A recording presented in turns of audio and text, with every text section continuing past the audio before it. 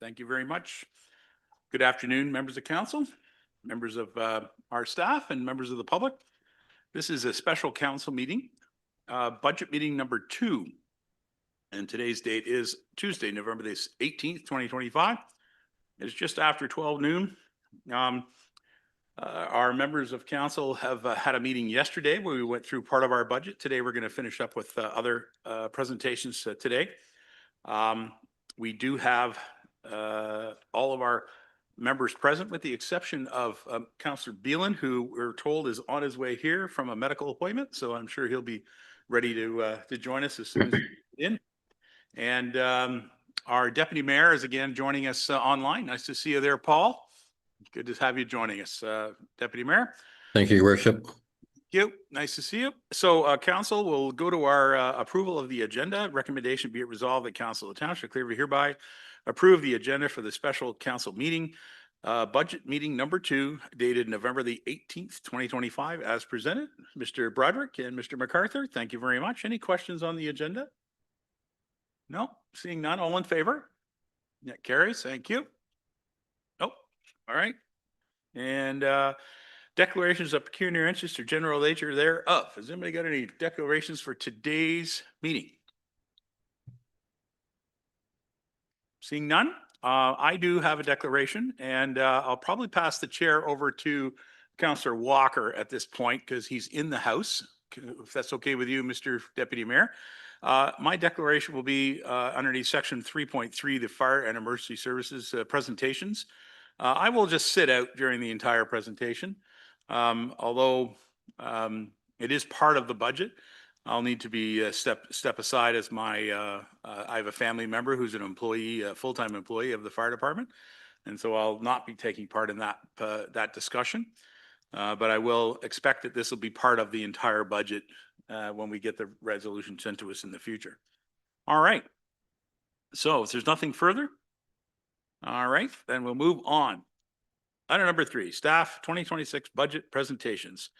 We're going to start with CIO Ferguson, John Ferguson, and Treasurer Kelly McDonald. CIO Ferguson, do you want to kick us off? Thank you, Your Worship. This is our second day of the budget presentations. We heard budgets yesterday. I think it went fairly well with what was presented. Today, we're going to hear from our BIA, from Creemore, our Public Works Department, and our Fire Department. And if there's anything else, Your Worship, I would hand that over to our treasurer. Kelly, do you have anything you want to add then? Thank you for keeping track of all of the budget items. Thank you, Your Worship. Yes, so today is day 2, our final staff presentations for the 2026 budget. Just as a quick reminder, we are now at a blended rate of 2.45%. That is assuming a county 3.5 and education 0, OPP being capped at an 11% increase. All right, thank you very much. So we're going to get started right away with item 3.1, which is the Creemore Business Improvement Area. I believe our president is here and our treasurer from the BIA. Hello, volunteers. Now, that microphone, if you want to just press it and make it turn green. Is it green light? Yeah. Good to go. Thank you. Good afternoon. Thank you for having us. Many of you already know who we are, and if you, those who don't, my name is Nancy Johnston. I'm the BIA chair or president, however you want to call it. And this is Sarah Hershoff, our very long-standing treasurer, and she's going to walk you through the draft and take it away. Okay. Yeah. Thanks, Nancy. Hello, council and staff. Thanks for having us here today to present our budget. In terms of the BIA budget, there are not a lot of changes this year. Our operations remain very similar to the past. There are just a few things that I'd like to note. Under our general donations, we're seeing a decline. We used to receive a substantial donation from Creemore Springs Brewery, and now the way that they support the community is changing a little bit as there's more community groups doing more activations. So their money is being spread around a little differently.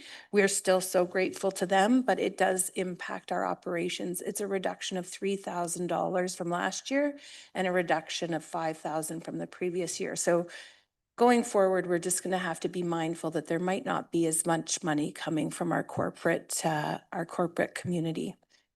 The other thing that is a little bit different as well is garbage, which we have been speaking to the mayor about at our meeting last week when we went over this with our membership.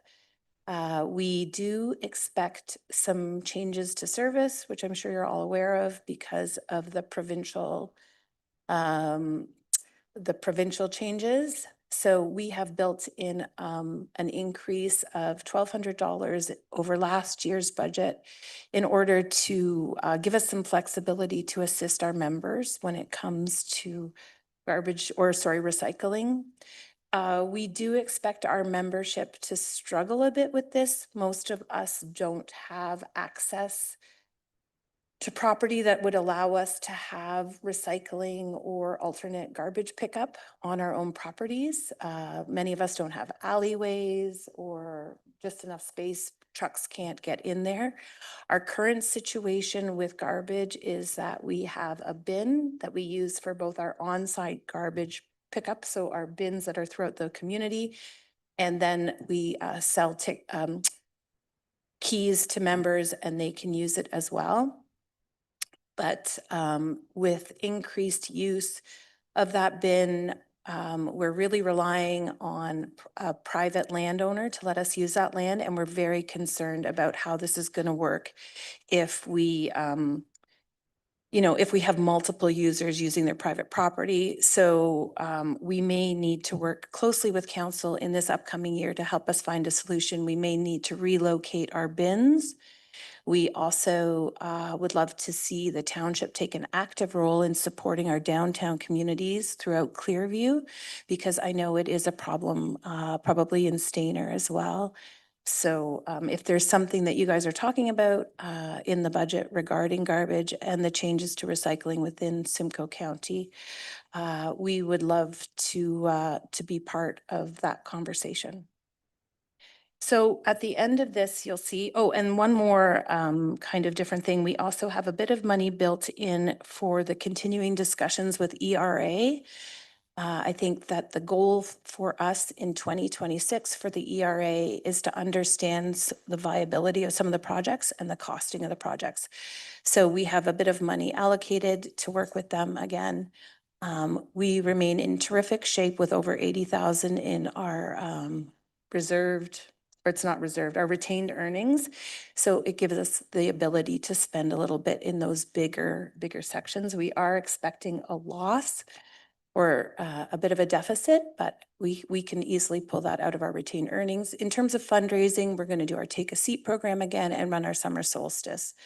So the rest is basic maintenance on trees, weeds, garbage, our events, which are the solstice and the Santa Claus parade, as well as our social media marketing. We really picked that up this year, and our business community is telling us that they're seeing an impact. So we feel that that's money well spent. So the levy that we are asking for remains the same as in past years at 25,000. And just a heads up, in 2026, we will be working towards increasing that levy, because we do know that there's two major projects that will hopefully be finished in 2026. And we have heard from our membership that they are happy to have the levy raised with the thinking that their levies will remain fairly similar, and the addition of these two new developments will just give us that much more in terms of funds to work with to serve the community.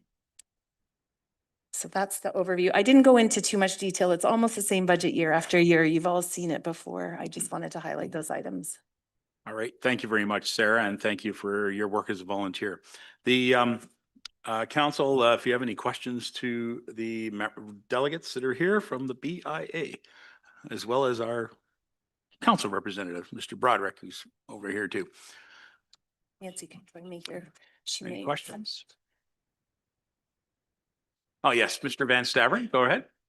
Thank you, Your Worship. I just want to comment on from the garbage recycling point of view. As everybody's aware that the producers are taking back all the recycling. We are having the same problem throughout Simcoe County, throughout the province, that we're having in Creemore. So we are well aware, And every meeting we dread, but we are we're being pushed along for this January 1st deadline. So the county is looking at some options, but right now, just so you know, we are watching it very closely. What we're going to do, we don't know yet. So we're aware of it, and I just want to let you know, we'll support you in any which way we can. So thank you. Thank you. You could just keep us abreast. Yes. Thank you very much, Paul, for that. I did bring this up with a really good discussion at the BIA AGM meeting, annual general meeting, that many of their members were there, and we had a good roundtable about where this is going. And the reality is that the Simcoe County Waste Management Facilities will be increasing it's in the budget for the county's budget right now to have an increase on tipping fees. And so as a result of that increase on tipping fees, it's unfortunately to be expected that those fees may get passed down to customers who are your commercial bin suppliers. Their customers will be paying that. So that's why we had this discussion with the members, and I think that they understood that it's probably prudent for them to increase their budget in the waste management section to reflect that, because they don't want to be too short. So I appreciate having that conversation, and I must say that the members were really keen on some of the great special events that are going on, as well as the Christmas season that's coming up very quickly. So that's great. If there's nothing further from our members, we want to thank you very much for presenting it. Council will receive this, and we'll make it part of our discussions as we get down to the finishing touches on this in December and then in January. So there's a vote in January, but I think that's actually ahead of time, isn't it? We've kind of been about February or March by the time we get it. So Yes, we changed, I guess, 2 or 3 years ago, Yeah. we changed so that our conversation happened during budgeting so that we could align better, and that if there were opportunities for us to work together on spending, that we were part of the discussion. So I think this works. right. Thank you. Now, before you go, let's just have a brief conversation about the processes that the public in the BIA area can expect when it comes to the whole discussion of whether the levy changes.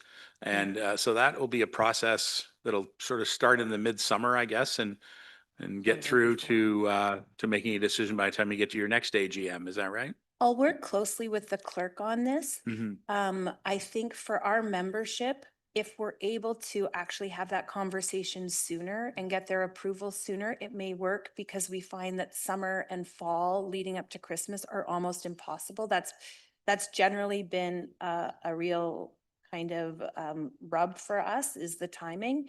So if it is possible, then I think what we would try and do is have those conversations and get the understanding from our membership, maybe March or April even. Oh, okay. Yeah, great. because we don't have the capacity in the summer between our board trying to take time for themselves and being the busiest season. It's just, it's too much. So, but we will definitely work with the clerk and staff and go about that as quickly as possible, if that is allowed. Yeah, of course. Yeah. Yeah, we'll work with the clerk's department to make sure that we can move that along, right? Thank you, Madam Clerk. All right. Well, thanks for being here today. Okay, thank you. Thank you. All the best. All right. Kelly, is there anything you want to add before we close on that section and go to the next one? I know, Your Worship. I believe the BIA went through it fairly well. Yep. Okay. So moving on to item 3.2 is our Public Works Department, Water and Sewer presentation. Now, Dan is here, and I know he's got some members of his team with him as well. So, Mr. Perot, welcome. Thank you, Your Worship. Apologize for the mask, but I thought that I wouldn't try to infect anybody today, so hopefully you can hear me, and if you can't, Yeah. let me know if I'll speak up. No handshakes for me today. Yep. Okay. So, Your Worship, members of council, I'm happy to present the Public Works budget to you once again. We have lots of work underway and lots still to do. So want to say that Along with myself, Todd Patton, our manager of operations, he'll be presenting partway through on the water wastewater. And we also have Ms. Patty Kennedy, manager of engineering, here for questions if needed. Next slide. So this diagram you've seen before. Oops, here's.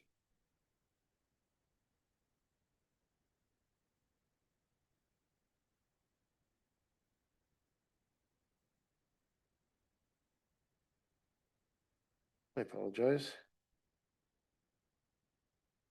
I'll just wing it.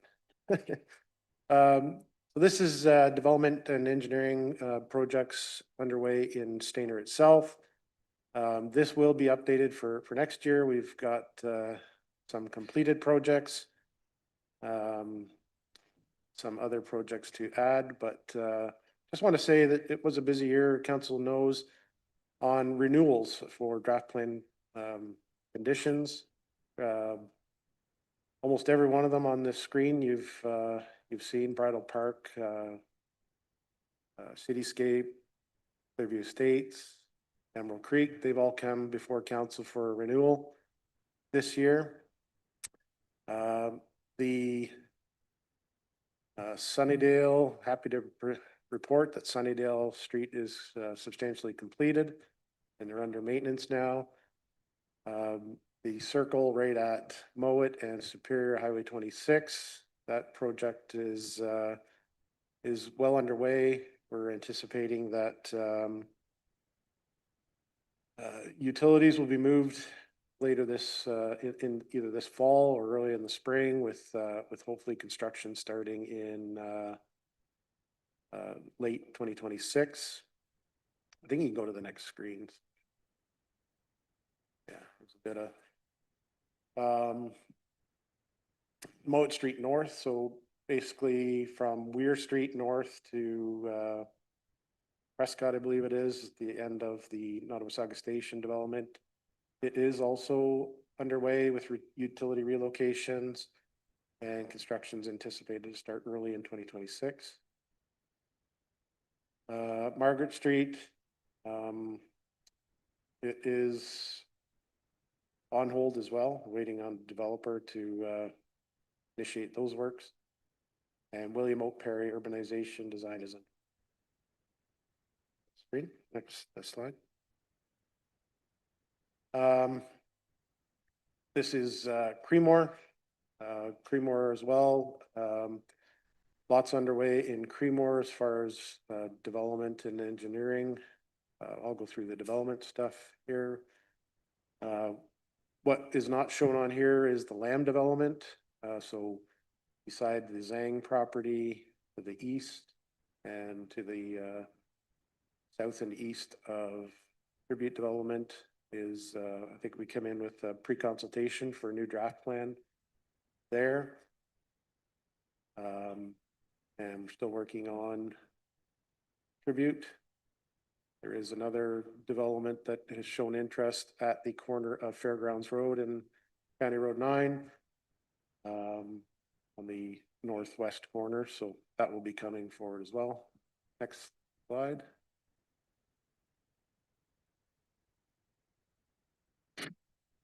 Other projects are well underway is East Creemore Drain design is ongoing. We're at probably just over 30% design right now. We've been going back and forth with the developers and getting some comments on that.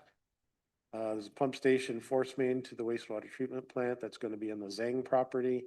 That's going to be initiated by the development project, the development developers for Creemore. Council has recently seen the proposal to initiate the wastewater treatment plant upgrades. We're well underway as also with the well investigation. And as mentioned yesterday, we have found a viable site. We hope that's going to produce a good amount of water for Creemore on the east corner of the library property. And also the reservoir expansion has come before council as well, most recently. Slide, so we'll go into roads and bridges. And pick up where we happy to report that this is our 7th year of the gravel resurfacing program that we initiated. I'm happy to say that, in my opinion, it's been a resounding success. Our gravel roads are much better in the springtime, a lot less complaints with not only what we've done and but how we remove snow and remove snow from the roads, that they don't stay wet very long in the springtime. That being said, we have in this budget, we've reallocated some funds from that gravel resurfacing budget over to our hard surface patching budget. We're going to move $200,000 over, so we can start on rehabilitating or patching some of the bad spots that are popping up on our paved roads. So we're talking substantial patches, like we would remove the existing asphalt, do a decent sized patch. While we haven't officially selected the sites, it will just give us some more funds in that budget to do bigger sections of road. Next slide. So Centerline Road, it was in the 2025 budget. It was tendered in 2025. If council recalls, it was going to be a 2-phase project where we would start in the fall of this year, or I'll say phase 1, or portion of it, and then do the remainder in 2026. Fortunately, that tender came in well under budget, and almost half really. And on the other side, unfortunately, the contractor that we selected was busy on another job, so they are proposing to start some of the work this fall. In fact, they're out there today. They're going to do some tree cutting and some driveway culverts and have it prepped. But we're proposing not to do phase 1 of it this year because we don't want to open that road up and potential for winter weather arriving, paving, that type of thing. So we're proposing to do as much work they can this year without opening the road up, and then come back first in the spring and then do the whole road in one shot. Next slide. So realizing that that we hope, for the time being anyway, we don't have any major road reconstruction projects like we've had in the last several years with the 10th concession, Riverside Drive, Centerline Road. We're going to go back to a more conventional road resurfacing program that we had done for 1 or 2 years when I first started. Is essentially pulverize existing asphalt, add some gravel, shape it, do some dig outs if needed in those sections of road. Our staff would do that, and resurface that road. So in consultation with our road needs study and our road supervisor who travels the roads every day, 6th concession north from 91 to 33, 34 side road is candidate number 1. So that road will be pulverized, shaped properly, add some gravel, do some shouldering, some dig outs in certain areas where needed, perhaps a couple of culverts. We haven't decided that yet, but that project is slated for 2026. And similarly, sorry, next slide, Sasha. 10th concession south from former County Road 91 to County Road 124, same situation, pulverize it, add some gravel where needed, do some dig outs where required, repave it and shoulder.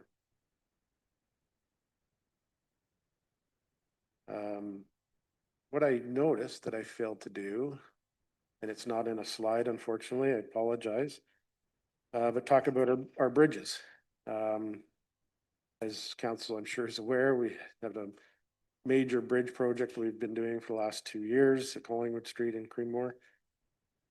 We're proposing to not do any major projects for the next few years. It's not required. We're going through our bridge inspection reports. And what is required though is some bridge rehab, basically the deck rehab on the bridge on Station Street in Glen Huron. And start up some design work on a couple of other projects. Klondike Park Road box culvert design in 2026. And bridge or box culvert, sorry, box culvert on concession 6 as well to do some design on it. The two may correlate. We may push that concession 6 bridge rehab depending on what's needed there when we go to repave that.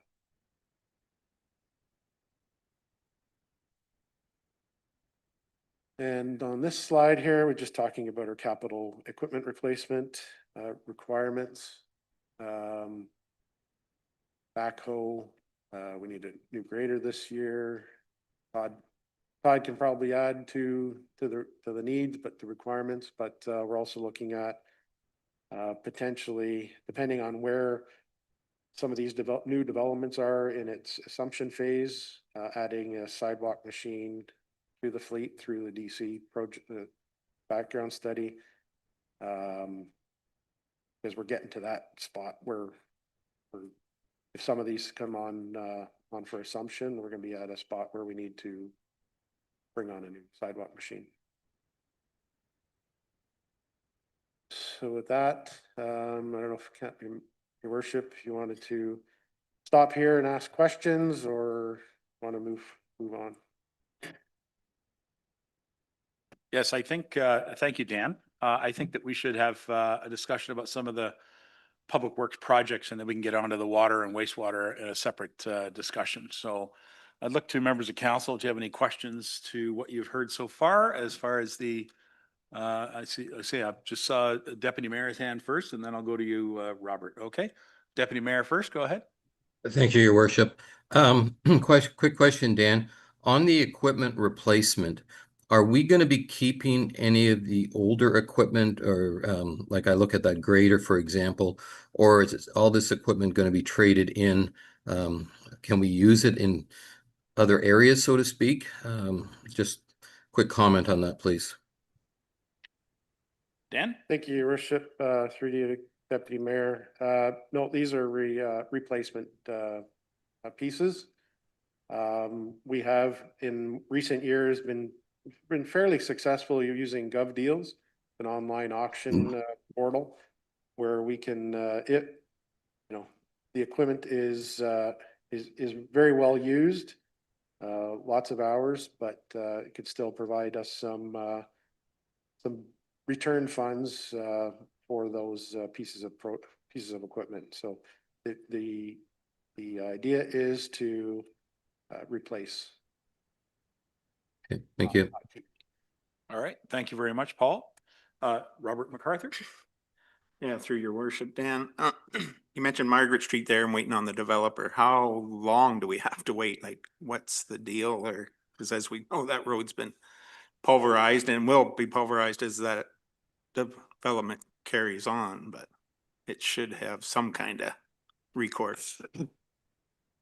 Thank you for bringing that up. Dan?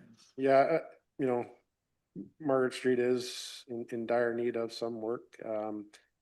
It's hard to say when the developer comes back. The requirement is to urbanize that before they move any further into development. So I call it phase 1B, which is the next sort of phase of development. That's the requirement. They have a whole host of other things they need to do with sanitary sewers and storm sewers, water main that are required as part of the next phase of their development. So, they just, the way the market is, I guess they're not moving forward. It's hard to say when they, will pick that up and want to move forward. So we're hoping with the Klondike Park water solution underway, slated to be completed in 2027, that hopefully, they'll come on board then. And in the meantime, then who's doing the maintenance on Margaret Street then? Through your worship, we do make pothole repairs. Yeah. Okay, my second question, the water supply in Creemore then, the library site is looking real promising. Is there other sites that are a close second, or how many sites did we explore in this process? Thought we'd talk about water in the next section. I just was mentioned. I know. We got a lot to talk about in water. Go ahead, Dan. Lots to talk about water. So we did investigate 3 locations. The library is one. Todd may have to help me on this, but there was a spot off Elizabeth Street and another one in, can't recall the other one, but the results for this one seem promising, and we're advancing that well design. So the other 2 weren't quite as productive. This one seems to be able to produce a good amount of water, so we're going to advance that in 2026. Okay. And my last question, you mentioned bridges. Did we ever finish the concession 2 bridge at Brentwood where we were going to downsize, or what's the state of that project? Yeah. Your worship, that is on hold, is a bit of limbo. I think our engineering firm had been in discussion with the Conservation Authority down there on that. You're correct. We were going to sort of downsize it. Really not knowing, what the need or use is for that. We sort of put it on the back burner, get some of this other stuff going.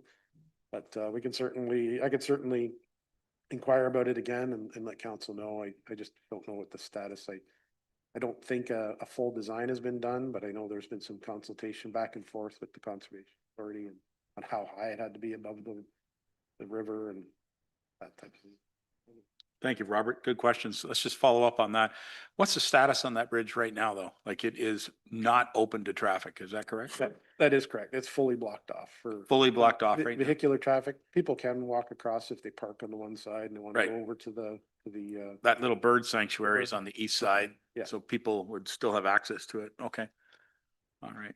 And is it part of any trail network of the ATVs or snowmobiles using it? The snowmobiles, I think have been diverted the last couple of years. They haven't, other than last year, perhaps. Yeah, They yeah, might have well. wanted to use it. I'm not sure about ATVs. I don't know if it's on a trail. Maybe Councillor Broderick would know more than me, but I believe it was on a snowmobile trail, and I think they've diverted sort of around it for now. I'm just thinking, would you follow up with Councillor MacArthur if you could share with council sort of the whole status on it right now? Yeah. Okay. And I know that there was a discussion there about the postal boxes being on one side or the other, and just, hopefully that has been resolved. I haven't been down there in a little while. Have you? I haven't been down there in a while. I should go check it out. It's in a far corner of our township. It's important, but we just haven't, got to that area. So we should take a look at that. Okay. It's a tricky spot because, Yeah. council knows that east side of that river is just underwater for It's yeah. 8 months of the year or so. Yeah. It's just, you'd have to do not only the bridge, but Yeah. the rest of that road would need serious work. to Yeah. Get up to speed. And then further, we of course have a very good relationship with our neighboring municipality of the ESSA Public Works Department, who look after a portion of the other road Yeah, that connects the right. other side. So that's perfect. Okay, John, you were going to jump in on this conversation, and I'll get to Councillor Walker. Yeah, I was just going to say the ATV club had utilized that road, but once we closed it, they found another path. But if we were to open it, yeah, it would be utilized. Yeah, for sure. Absolutely. Thanks, John. All right, well, there you go. If Mr. Walker, you've got some questions, and then I have some questions too. Yeah, thank you, Your Worship. On the same line with Margaret Street, can we pulverize, maintain, and can we charge the developer back to the developer for that maintenance? Since they are to be part and parcel and we have no idea when they're going to move forward with their next phase, but that road certainly does need to be looked at and somewhat dealt with. Yeah. And I'm just wondering, are we able to charge back to the developer the costs of maintaining until such time as they get it together?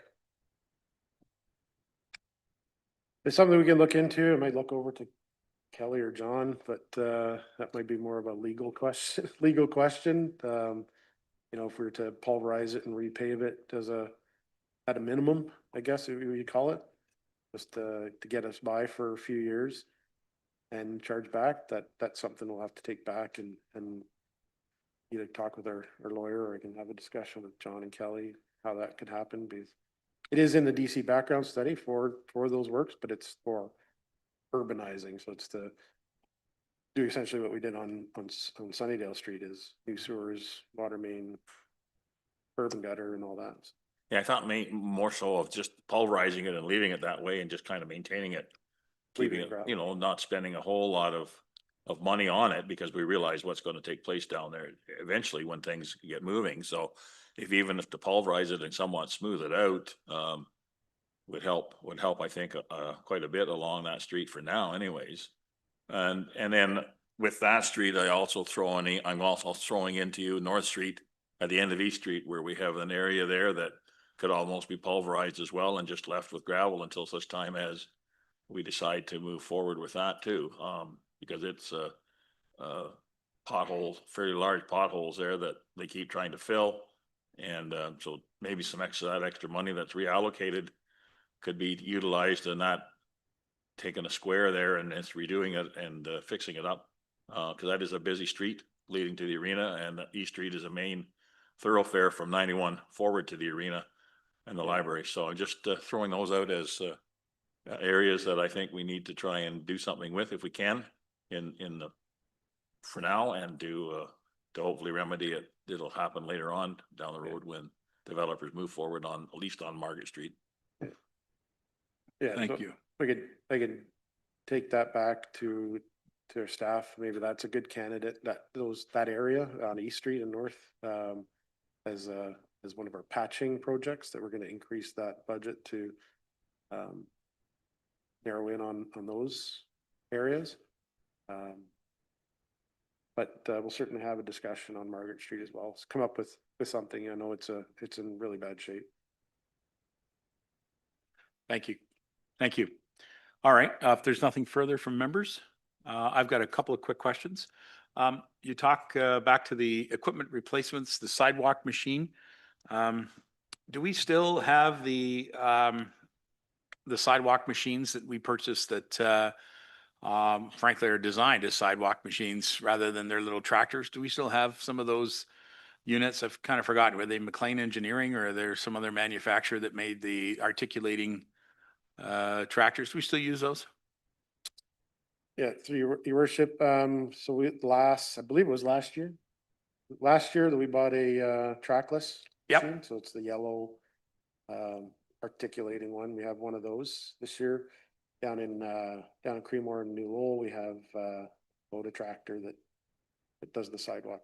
Right. So what are you thinking of replacing? Are you going to go with the trackless, or are you going to go with a tractor? The reason I ask is, and I'm sure you know this, but I'm sorry to advise. I have had several contacts from public in Creemore who are concerned about the sidewalk machine. And sadly, some of our sidewalks in Creemore are quite narrow, and this machine is quite wide. And so you end up with the issue of an endless issue of turning up the sod and whether the machine actually fits. So I just wanted to know what we could do to help resolve that when we're purchasing the equipment. Can we buy a smaller blade, or can we just stick to a size and maybe do some graveling next to some of these spots where the sod issues keep popping up? Yeah. You can go. Hey, Todd, If you don't mind. So through your worship. give Dan a break. You know, he's yeah. got a bit of a cold there, so. No, just listen to hear some. So the Kubota tractor we got is a narrow version. It isn't any wider than the McLean's or the previous one. Right, To yeah. your point, some of the sidewalks in Creamer are still narrower than our They are, 1.5 newer yeah. standard. And when you get to that narrow width, it's hard to keep exactly on the sidewalk when you're going down. So we try our best, even in Stainer where it's 1.5 meter wide sidewalks, the sidewalk machines are still gonna go off when you have a white morning and everything looks the same unless we staked every, 10 meters of sidewalk. It's nearly impossible to maintain them without causing a little bit of damage. So I know. operators, it was a new last year, this machine down in Creemore. Operator was new down there, so I'm sure he's learned a little bit of the area too, from doing them. So hopefully this year's improves. Okay. My thought is, and I mean, I don't know a whole lot about these issues, but is the tractor is frankly a pretty powerful piece of gear versus the little articulating machine. I'm sure it's a powerful machine as well, but it does seem to be quite aggressive the way the blade takes back that snow and pushes it off. That it's in the areas where we have the small sidewalks, it appears to me that it's being really aggressive in the way it attacks the snow and cleans off the sidewalk. While that's excellent because it does a good job clearing the snow, it can bring us other issues that create these phone calls. So I'm just kind of wondering, would we want to go with just sidewalk machines as sort of a policy, or were we satisfied with the performance of the tractor? Yeah, I think the tractor down in that area especially, seeing what we had last year for winter, it's a bit more powerful. You're right, it's a bit more aggressive. This goes back to our sidewalk replacement program. Right. So we're getting on top of that. We're being fairly successful, I must say, is that we're taking some of those 1.2 meter narrower sidewalks and rehabilitating them to the 1.5 meter wide sidewalk. So I think for this purpose, your worship, this is an addition to the fleet, which would be for the Stainer area. Okay. So we'll send out an RFQ for those, and Yeah. we get what we get bid on, but I think it'll All right. safe to say that it'll be similar to what we have in Stainer already. Thank you for your answer. It helps me understand where we're going with this when I have to answer some of those calls. So, can I ask another question? This one is about concession 10 South Nottawasaga, the repave of that road. Now, this council, and it was this term that we changed, it was this council, we changed the speed limit on that road. This repaving job is not about an engineering change. Are we making any type of changes to the road or taking any crests off it, or are we going to replace some culverts as we do this project, or is this literally just a repave of the aged surface that's on there?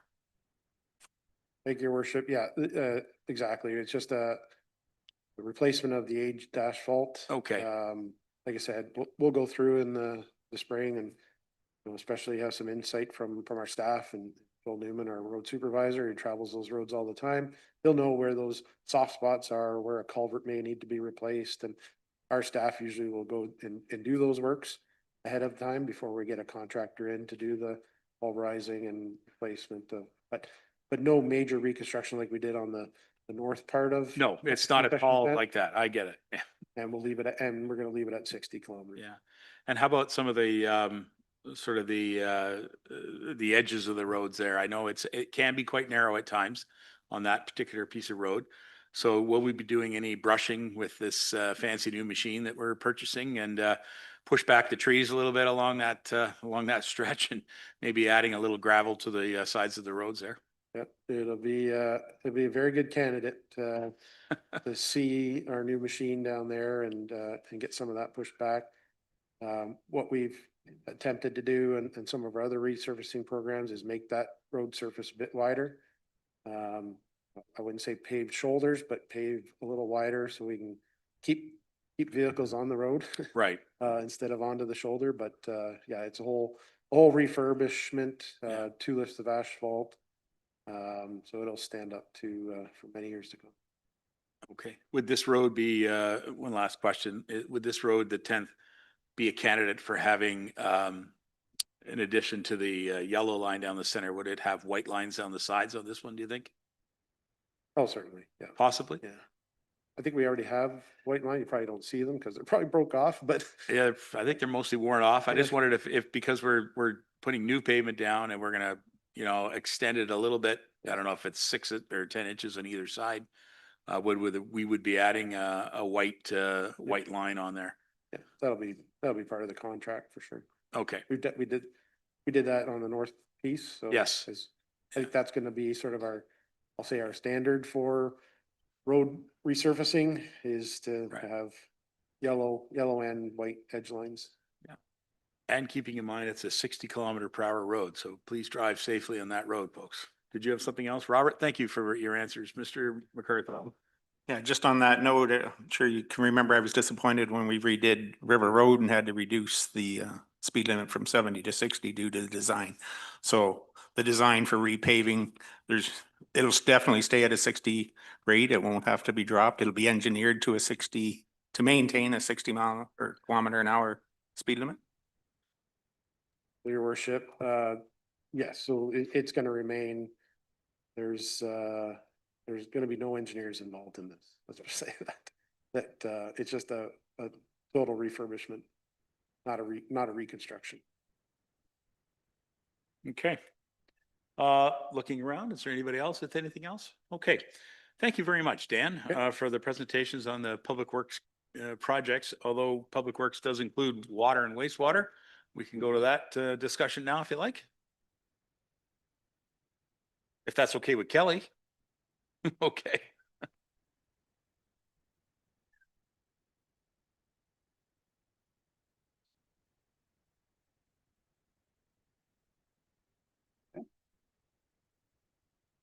Well, your Go worship. right ahead, Todd. Welcome. right. Nice to see you.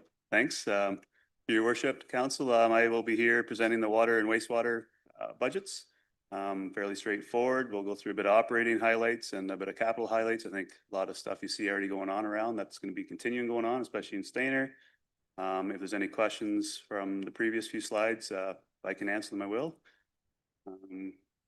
Yes, so I think we'll start. Maybe I'll start off by going back to one of Councillor Walker's questions. So that North Street area, that was on our schedule to have replaced this year with resurfacing. Weather got to us before our contractor could, so we'll see if we could still get in and do it. It might still be an opportunity depending on what the weather does in the next couple of weeks. That was on Joel's list. And I'll move on to the water operating for 2026. Once again, most of the stuff you're going to see in water wastewater will align with our rate study that we just concluded in 2024. Some highlights from the operation side, a few well rehabs, Creemore Well 2, Nottawa 1, 2, and 3. They just follow our maintenance schedule, which we've tailored over the 20-something years I've been here, and followed the recommendations from the well technicians.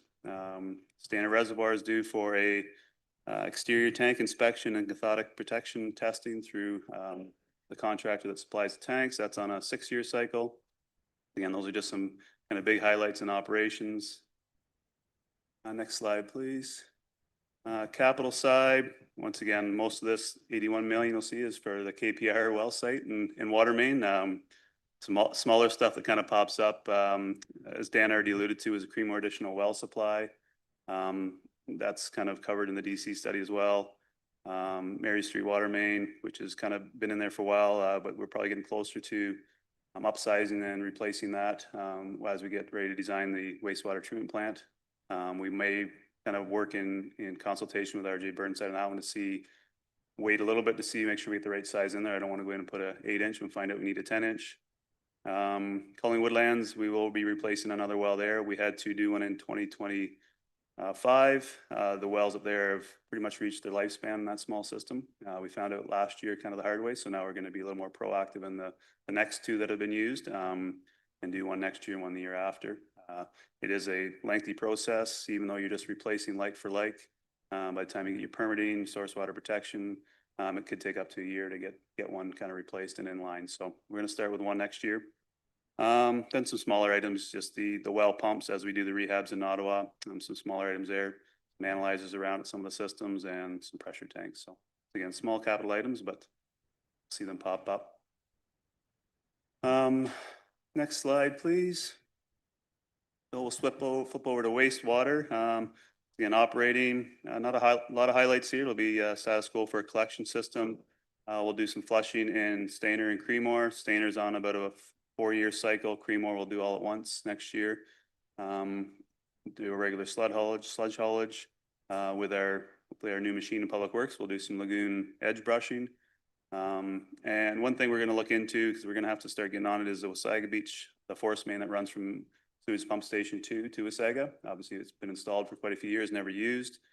With the water main coming into town and hopefully the growth coming, that could happen before we're ready for it. So it's something we're going to have to look at and start doing some inspection and testing on that force main, make sure that it still hasn't been drilled through over the years. Once the water main's done down there, to make sure there hasn't been any accidents happen to it. So that'll be something that we'll start taking on over the next couple of years to make sure it's prepared and ready to go for when our water main's connected and growth continues.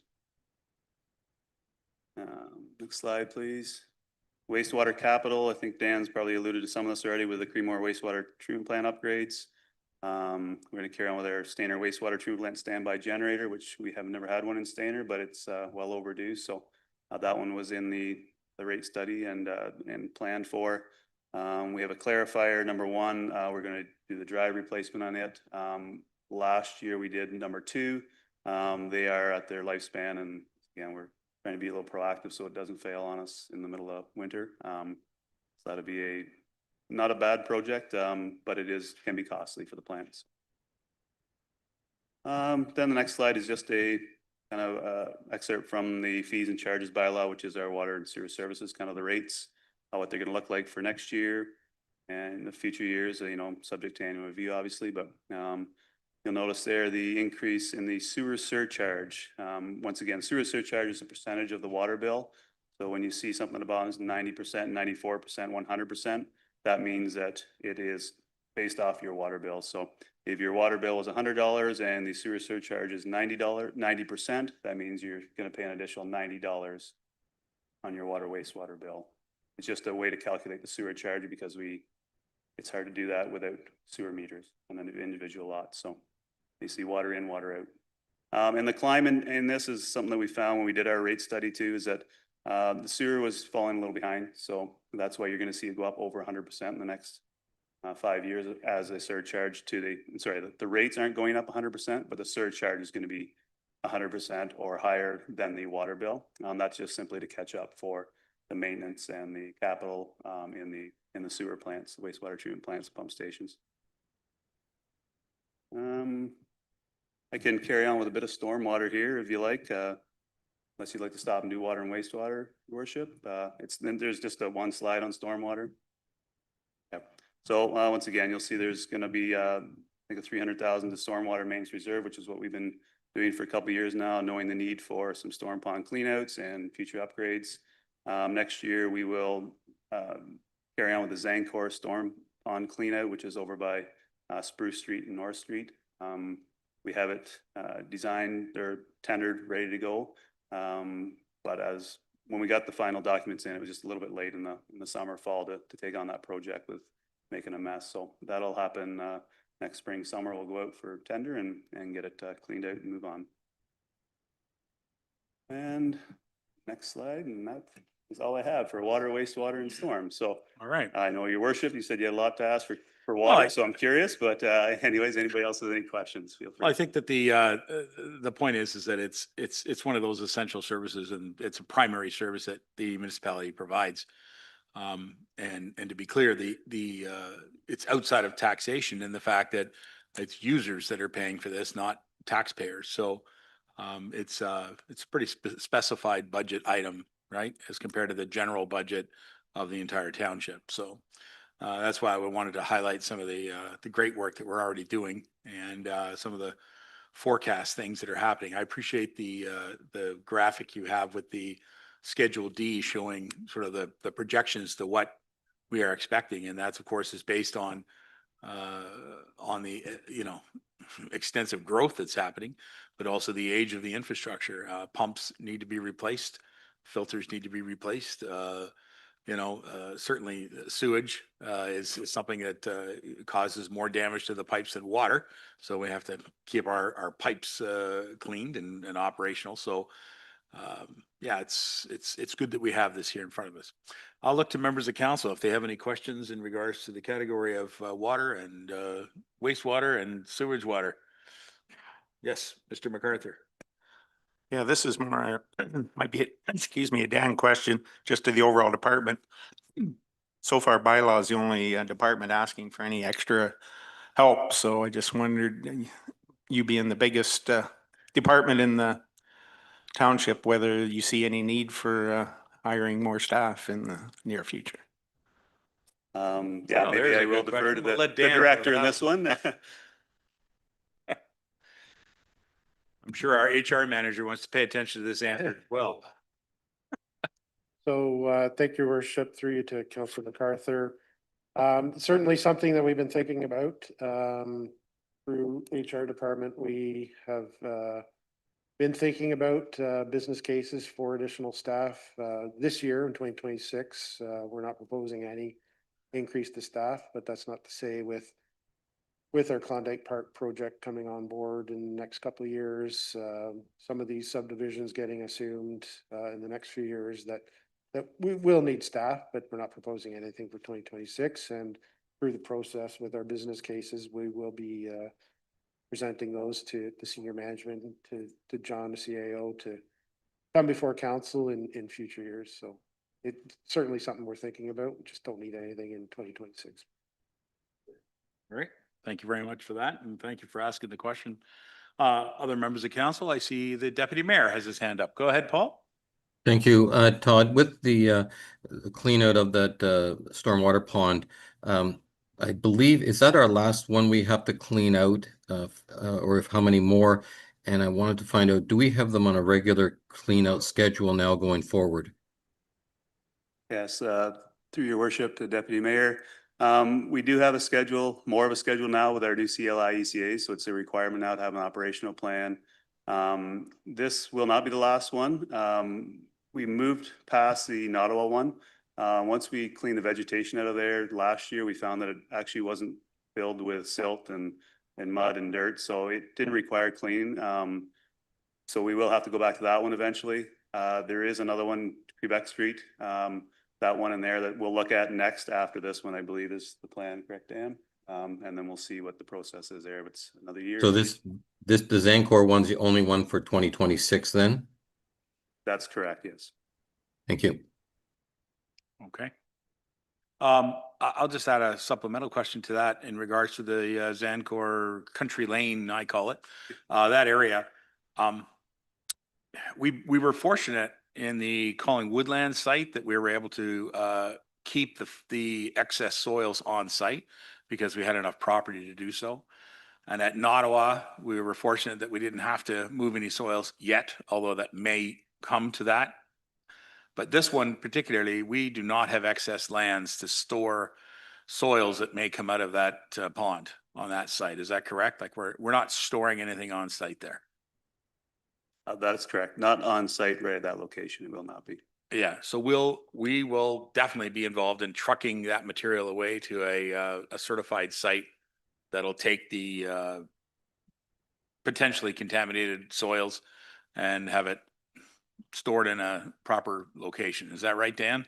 I know that you made a good presentation to council some months ago. Gosh, maybe it was more than a year ago about this, but I just was reflecting that this is going to be a big project. It's going to be in everybody's backyard there, and it will be pretty extensive, won't it? Yeah, thank you, worship. That's a good question. Happy to report that, as Todd had mentioned, like the engineering work's done. We have tenders ready to go.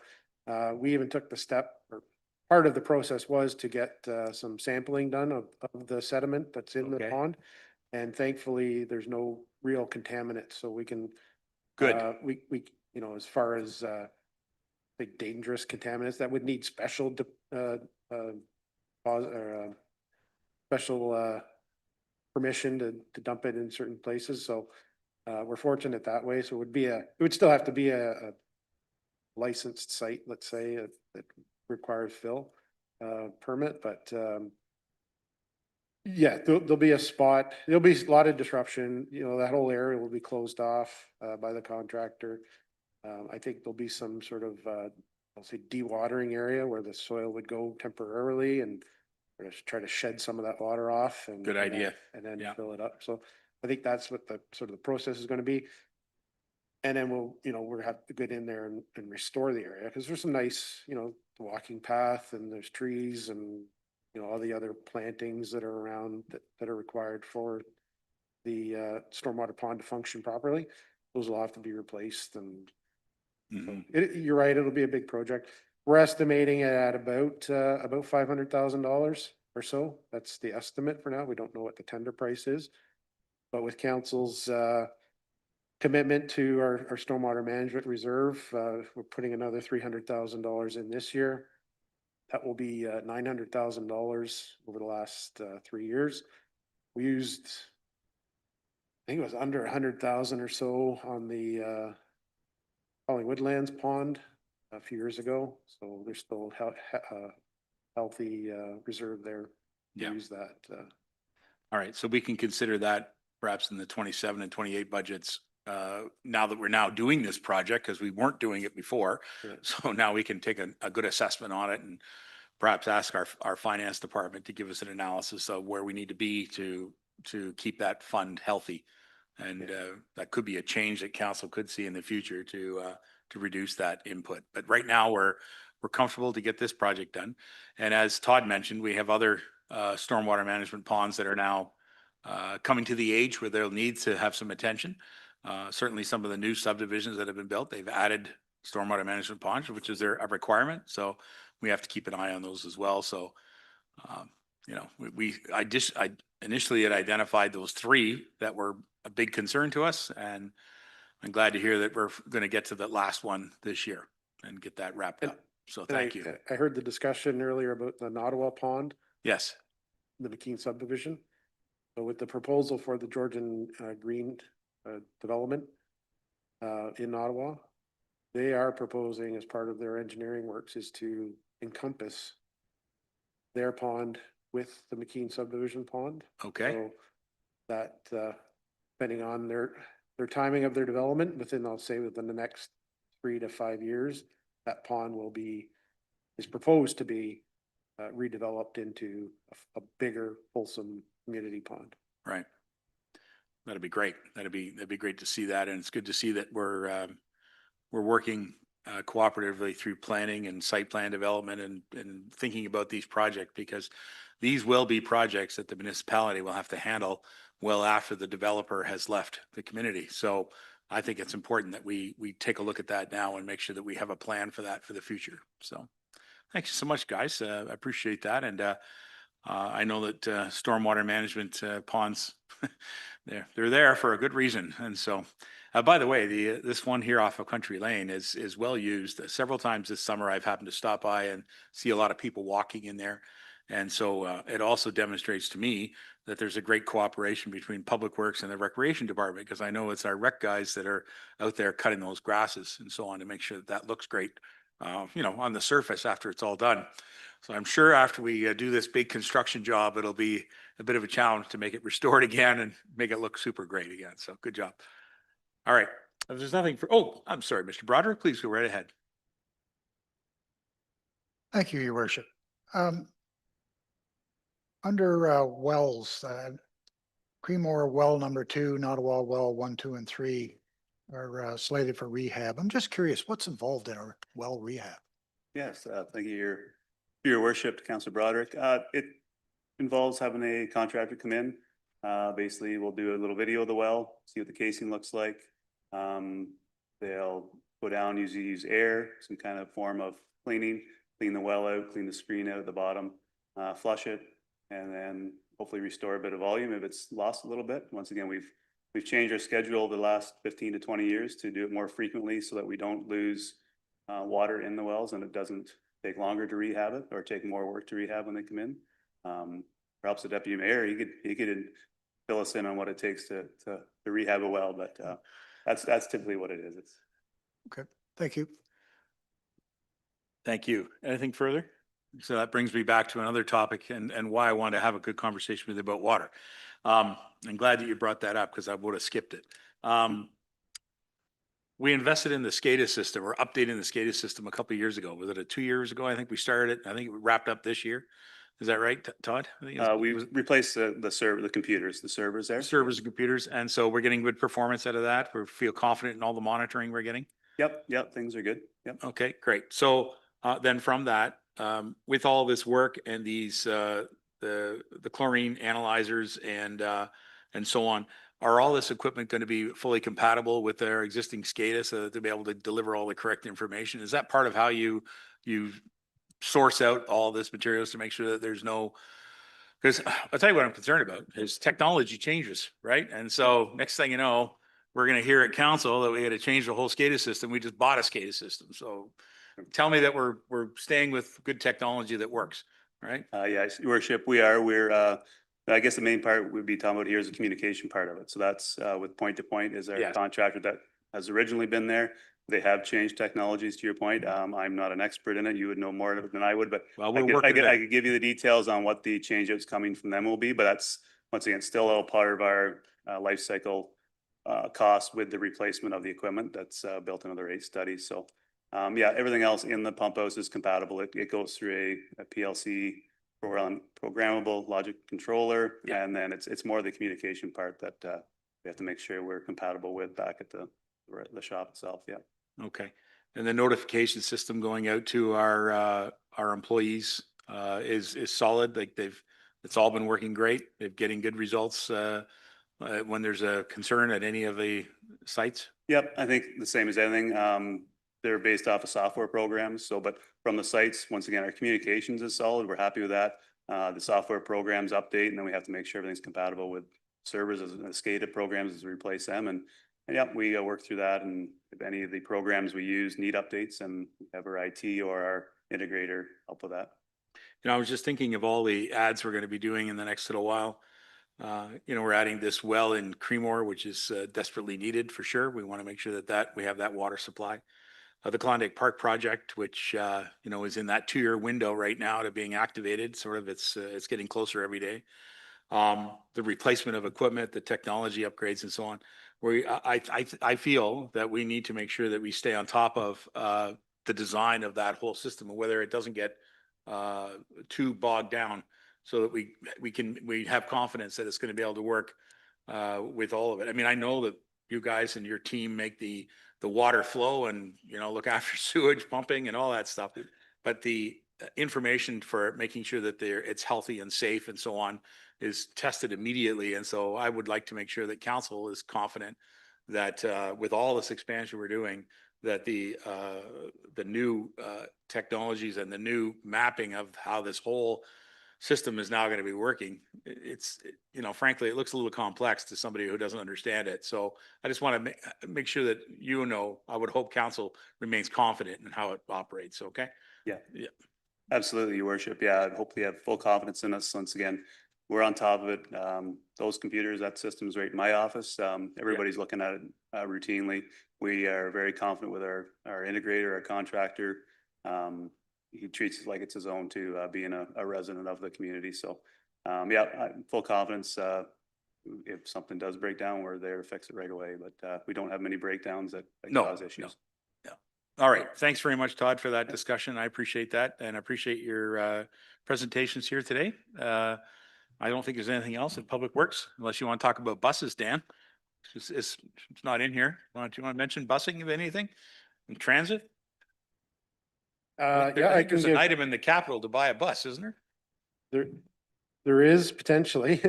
I can, we just had a meeting this morning with our consultant that is preparing our little study that we're undertake this year. Council should see something to them and with a little presentation from our consultant on December the next council meeting. Oh, good. Okay. Next council meeting, the December 8th council meeting. Yeah. Okay. So we're proposing to come with some exciting news, some potential changes to the routing, some timing, different options for council to see. Once council is acceptance of those, say, changes or amendments, then we'll look toward purchase of an appropriately sized bus. Excellent. And I guess just for information, the bus that we purchased, I think it was mentioned at a few council meetings ago, looks terrific.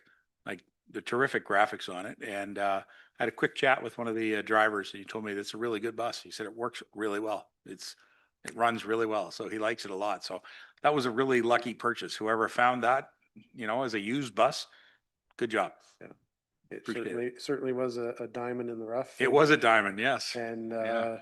we're very pleased with it. It's outperforming our 2024 bus, I think it is. Yeah, It's 2024 bus. Yeah. So we're happy with it. Like I said, one of our council meetings earlier, I take no credit for the graphics. It was Drew and Briar that imagined those up and got it done for us. They look great, but it all just helps, bring the message around our community. So thanks very much. I don't think there's anything further from members. Looking at Paul, you're all good for Public Works? All right. Thank you, Dan. I appreciate that. Kelly, do you have anything you want to add at this time? No, your worship, I have nothing to add. Nothing to add at this time. You're fine with the way the water works. I like the way you're doing this. Now, this is the section on the fire department. I want to welcome the fire chief. It's nice to see you. I have, of course, reviewed this, but I am going to step aside and pass the chair over to to our Councillor Walker. Mr. Walker, if you'll accept the chair, I'm going to pass it to you, and I'm just going to step aside then. Okay? Yep. Thank you, Your Worship. Thank you very much. And at this point in time, we will do our fire and emergency services presentation. And I welcome Fire Chief Scott Davidson. And Scott, I'll just leave it to you. Thank you, Chair Walker and Council. Here to present the 2026 proposed budget for the fire department. And next slide. So just a quick overview again. We had some apparatus movement around, so we have 3 apparatus in Stainer, New Lowell, Fremore, and 2 in Singhampton and Ottawa. We are just under 90 paid on call firefighters right now, but we are interviewing next week for more paid on call staff, and will likely be right around the 100 mark. As far as emergency incidents, we're just shy of 800 right now, so I foresee close to 900 for the year, and still have our 5 full-time staff. Next slide. Yeah, thanks. So no change in the capital request from 25 to 26, but there is a $74,000 increase, or 3% overall of our budget. Explain that a little more on the next slide. So for operating, that's $13,000 for an enterprise lease to replace car 4, which will be sold as surplus.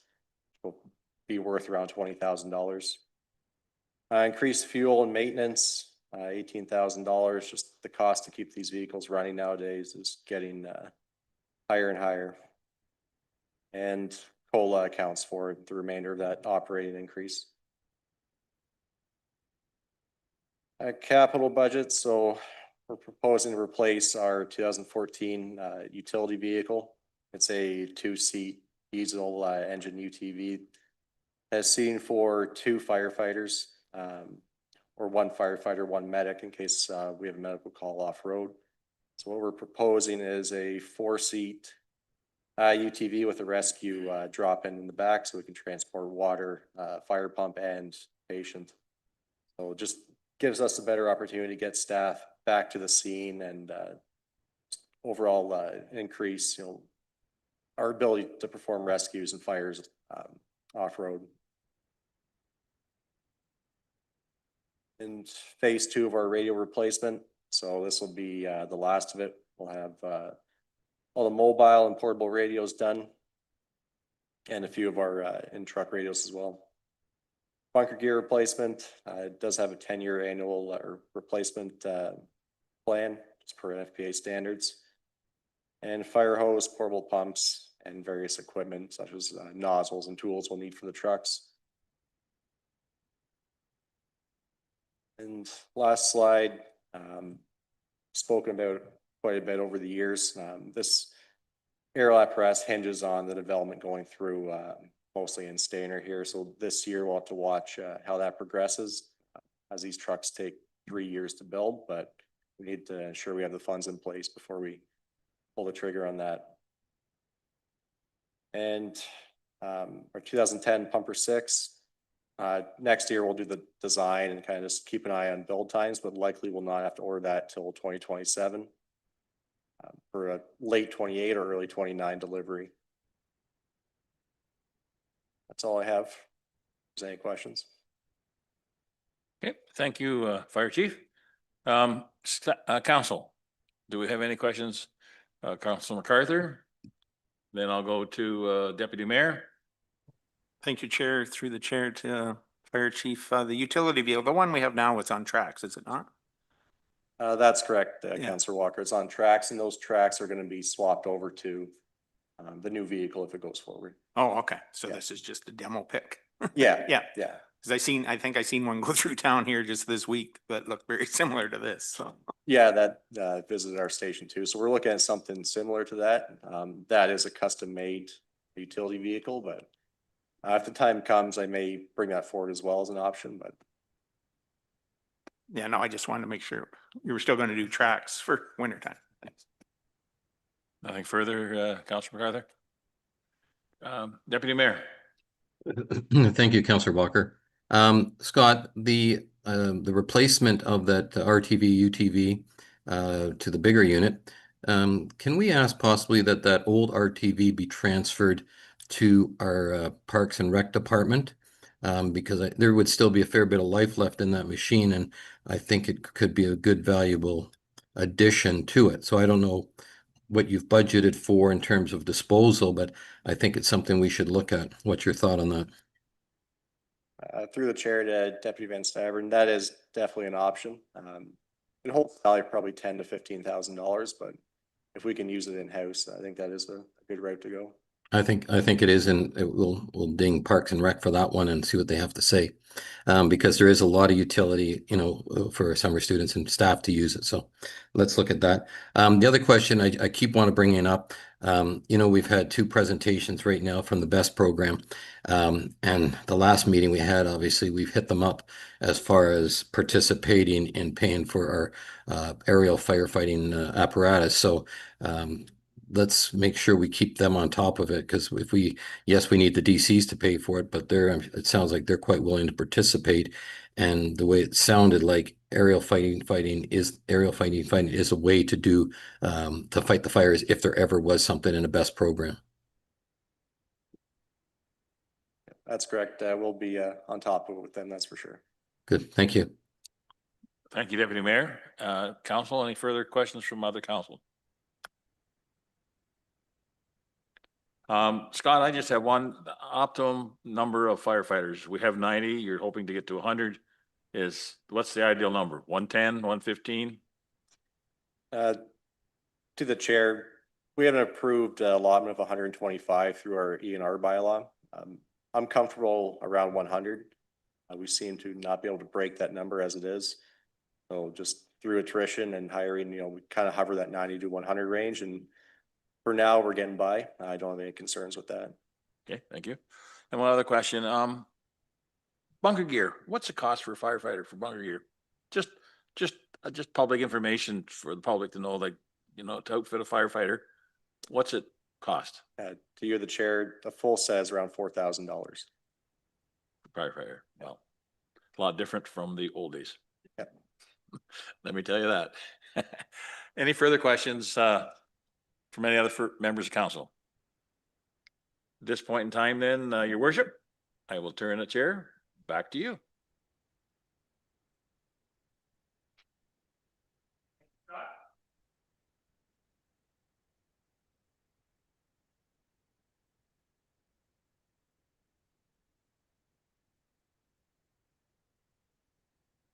All right. Thank you very much, Councillor Walker. At this time, through the clerk, I would ask if there are any recommendations, proposals that you would like to bring forward before we send this back for the meeting on the 8th, which of course will be a public meeting. Is there any proposals recommendations that, hello, Counselor Deneen, you're ready to ask a question? I am asking. I saw you You're put your yellow card up, so. Yes, well, I didn't even quite get it up yet, but Okay, thank you. please go right ahead. I'd like to make a motion, as we discussed before, to remove the $10,000 demolition of the Nottawa canteen in the Nottawa Baseball Park. I have enough to. All right, and I'm sure you want to speak. Would there be a second here? Put it forward. I'm going to go against the right. Very much. All right, ahead. During the demolition of the bleachers, it took everyone by surprise. Obviously, they're not paying attention to what's going on, but the canteen removal, Terry mentioned that it doesn't have, it isn't up to code for the food preparation or anything, but it has been utilized at different events with not just the regular slow pitch teams or anything. They have used it for things like chips, penny candy, pop, things that are in that don't need preparation. And it's been really well utilized for that. And it hasn't always been baseball tournaments over the years. I just would like to see that stay put until something is planned to replace something in that park that can be a little bit of an amenity or a plus to anybody renting the park. And I'd like to ask that maybe some volunteers can go in and maybe just revitalize just the interior of the canteen portion of it. And until we have something in place, just have that stay as it is. Okay, Thank you. all right. Thank you very much. Does any other council member have a comment on this topic? Yes, Mr. MacArthur. I'm afraid I have to admit that the Nottawa Ballpark is probably one wee corner of this township I've never set foot in. Wow, But okay. because I now know Come on up where it is. sometime. Yeah, I'll definitely, just want to make sure like there's no structural like concerns as far as the structure of the building falling down or anything like that. It's a cinder block building. It's still. It's okay. a cinder block building. Right. And it was washrooms previously. Because of the water issues in the park, there is no running water in there. The washrooms were, now that part is, I haven't been in, it's being used for storage, for the Parks and Rec, and I haven't been in that portion of it myself, but as far as I know, it's dry storage at this point still. All right, thank you. So other members, anybody else have any questions or comments on it? All right, I'm going to give Terry Vachon, the manager of Parks, Recreation, Culture, the opportunity to respond to this. And Terry, have you got any comments? Yeah, thank you, Worship. No comments at this time. I mean, it was staff recommendation. We felt that it was older and it houses critters. It needs a considerable facelift, and we just thought it'd be better to tear it down and build a new one or replace it. We don't have the funds or a plan to replace it, but if council wants to keep it up, that's fine with us. Thank you very much for your comment. My comment then, just to close this before I call the motion, will be that I appreciate you bringing that forward, and I support your recommendation, Councillor Deneen. I do think it's important that if we are going to look at removal of said building, that we have a plan for replacement of the service that's being provided. So I think that speaks to what you were saying without saying it, that we need to make sure that we're in a position to know that if we're removing that service from there, that we have an ability to do something that's going to service it. And I think from the discussion yesterday, there was talk of perhaps a sheltered building or just a rooftop concrete structure with a roof or something like that that could be done to replace that shelter. So perhaps that's something we can think about. At this time, though, I think in 2026's budget, we can probably survive to have it removed to have it continue to be used. It'll still fall underneath the maintenance of the recreation department to keep an eye on it for its, as the point was brought up, whether it's safe or not. So let's keep an eye on that, and please report to council if there's any changes to that. Councillor Beeland, I'd like to welcome you to the meeting. All right, for the sake of you just missed the recommendation, I'll ask the clerk to read it out so that if you have any questions. Thank you, Your Worship. The motion on the floor is be it resolved that Council of the Township of Clearview hereby directs staff to remove the demolition of the Nottawa Ballpark Canteen at a cost of $10,000 from the 2026 Parks and Recreation budget. Do you have any questions you'd like to ask? Yeah, are we going to build anything in its place? That was what I was just saying as you came in, that I would hope that we can look at that in 2027 or future budgets. If we need to tear that building down and replace it, we should have an alternative to be able to continue the service that's being provided by that building. So we don't have that answer right now. It hasn't been designed. It hasn't been put in the budget to replace it. The budget item was put in just to remove it. So we're taking that out of the budget then? that's correct. That's what Councillor Deneen is proposing in this recommendation. Yeah. All right. All right. Nothing further. Looking up to Paul. He's got nothing to say. Okay. Council, then you have a motion which has been read by our clerk. I'm prepared to call the motion. All those in favor? All right. And that carries it. Unanimous. Thank you very much. Councillor Deneen, do you have another item you'd like to talk about? I do. Please Thank you, do. Your Worship. I would like to add to the Stainer Sports Pad recommendation. Stainer Sports Pad Okay. has a $50,000 reserve. And I would like to add another 50,000 to that. Reasoning behind that, I think that the Stainer Sports Pad should be a permanent location over on Huron Street. Oh, And okay. they could put their pads in there. I am just going by, that would give the Parks and Rec $100,000 to do that. And I believe Terry mentioned, and we'll talk about this, that 100,000 would put pickleball courts behind the Creemore Arena. So I'm kind of going by that amount, the $100,000 mark, to put them in there permanently. I would like to see this, the other spot across from us on Gideon Street. I'd like to see that to be off Main Street parking. That's why I would like the sports pad to be permanently over at the other area. I'd like to see that be permanent off Main Street parking.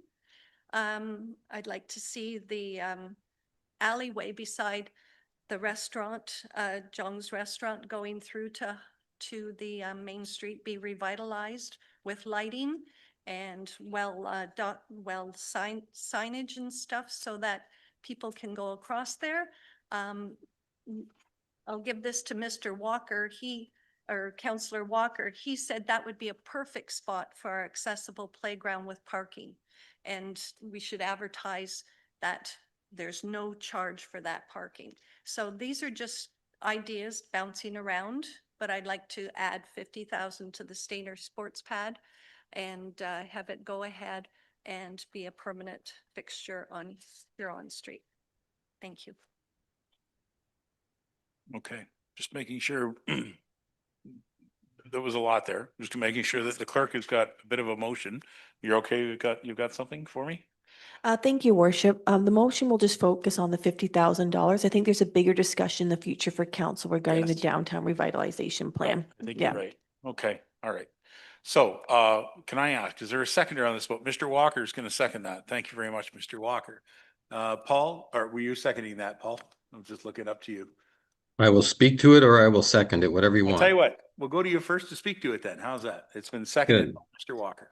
I've been on a bit of a roll to try and get the development done right across on our Gideon Street property.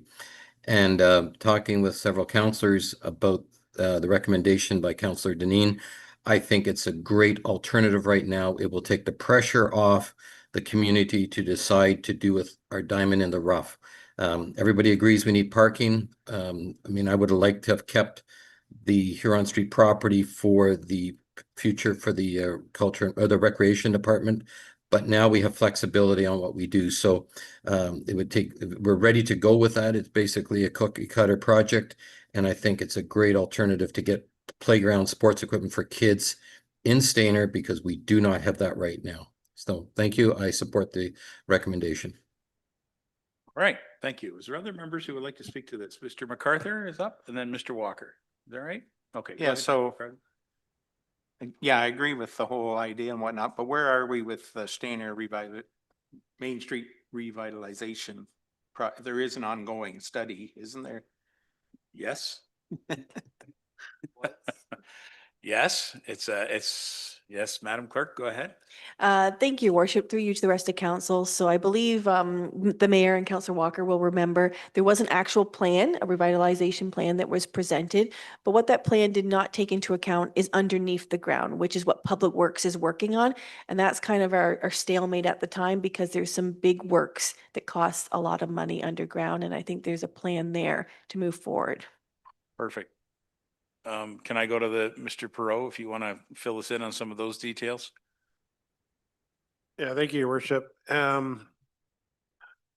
So phase one has been completed. It was the Brock Street works that we did a few years ago. And clerk is very correct in saying that, you know, the works that were done there, or the design, I'll say, the concept was, it did not take into consideration any underground works. And so we had to sort of fit in a storm sewer at that location near the end of that design project. Staff then began looking at phase two, which would have been Huron Street and possible realignment of Huron with Brock Street at Highway 26, and you know, coming down Gideon Street, and then started looking at stormwater. Stormwater was came to the forefront of being an issue, where it would drain, how it would drain. And that's how we got to the issue with the storm sewer that's out here at Perry and Gideon, which flows all the way across Main Street and out to the park. So some work has been done on that. I'd have to go back to the consultants to see exactly where it's at as far as the design works that have been done, but I know we turned our focus to stormwater issue in and around that area. So we can look at it again, but that's essentially where we're at. No other work has been completed on, I'll say, the Main Street portion of the redevelopment. So that's where we're at.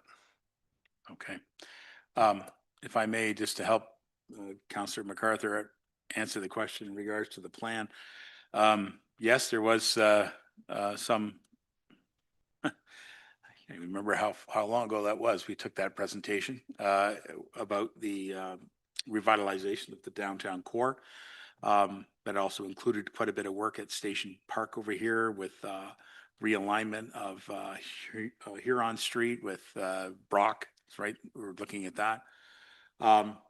It's pretty extensive. The big problem there is that there just isn't funding to do that type of project right now, directly from taxation, or we could looking at different funding opportunities from the various governments.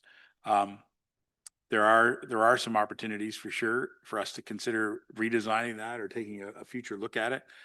I think there's a great deal of pressure from the business community in the downtown core of Stainer to do something with our downtown core. Parking continues to be a big issue.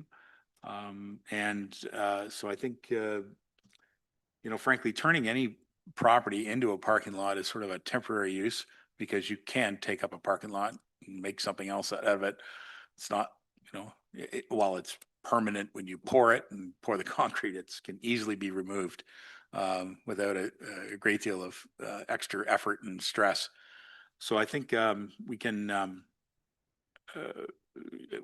as a council, we can look at, making a direction to change the plan on on the downtown revitalization, or we can look at reopening it and see what kind of realistic numbers there are, to do that.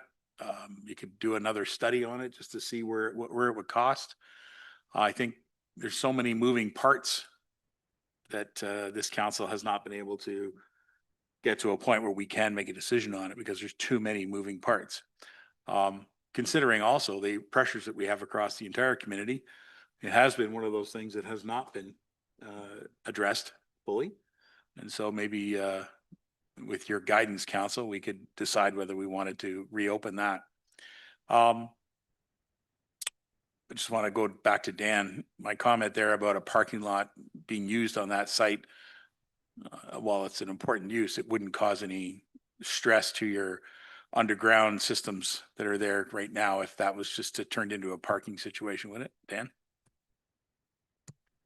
I don't think so, your worship. You know, it would have to be graded in such a way where it would maybe be directed toward an existing storm sewer. Right. There's a small storm sewer on the laneway at the back there. But it shouldn't be an issue, you know, as long as it's not curbed. I think as long as it's not curbed, so it's not encompassing the water. Yeah, it's not. It wouldn't need its own storm sewer system. It would just have to be directed towards somewhere. Does that help you, Councilor MacArthur?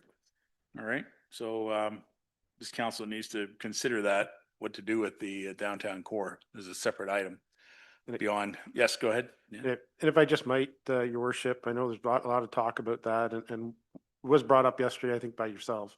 Yes. About snow storage Yes. and how the winter maintenance is done in this area that is used mainly for snow storage. And typically after, you know, a major storm or whatever, the snow is removed from Main Street and put there. It's different than sort of snow lifts from Creemore, where the snow piles up. Our staff goes in and does I'll say a snow lift. That is done more regularly. If we lose that spot, you know, and there's no other spot around, we may have to revert back to what I'll call a snow lift, where it may have to pile up a little bit and then staff come in to remove it. So it's a bit of an operation challenge there if we were to lose that as a snow dump area, just for staff, the council to keep in mind. So maybe, you know, hopefully if that is paved or there's a section that's paved for a parking area, that we could use another portion of it in the interim. Yeah. That's going to something to consider as well. Well, you're right. And I remember the snow storage we've had there when we've had, you know, winters with lots of snow, and we certainly need that. And I also know that you've mentioned to us before that, well, it seems innocuous to just take snow from there and pile it over here. You have to make sure that it's appropriately licensed or designated to be able to take snow. You can't just pile snow on somebody's property. It has to be, you know, properly assigned that will be snow storage type facility. So it's again a provincial rule. So we have to follow those regulations as well. So, yeah. So as far as using that park and updating the park, as I said yesterday, I'm the first one to say I think we need to have a basketball court style facility in our community, and I think we should have the tennis courts returned to our community. And I think that the site that's over on Huron Street is a good opportunity.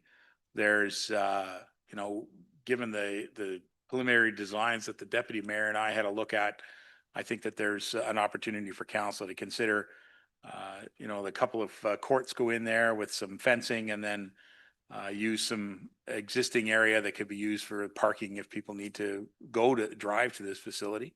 So there's still that. So I, you know, there is a good possibility for us to do that rather than to sort of hold that space aside for a future building. You know, there's anyway, does anybody else have any other comments on this item? I think it has merit for sure.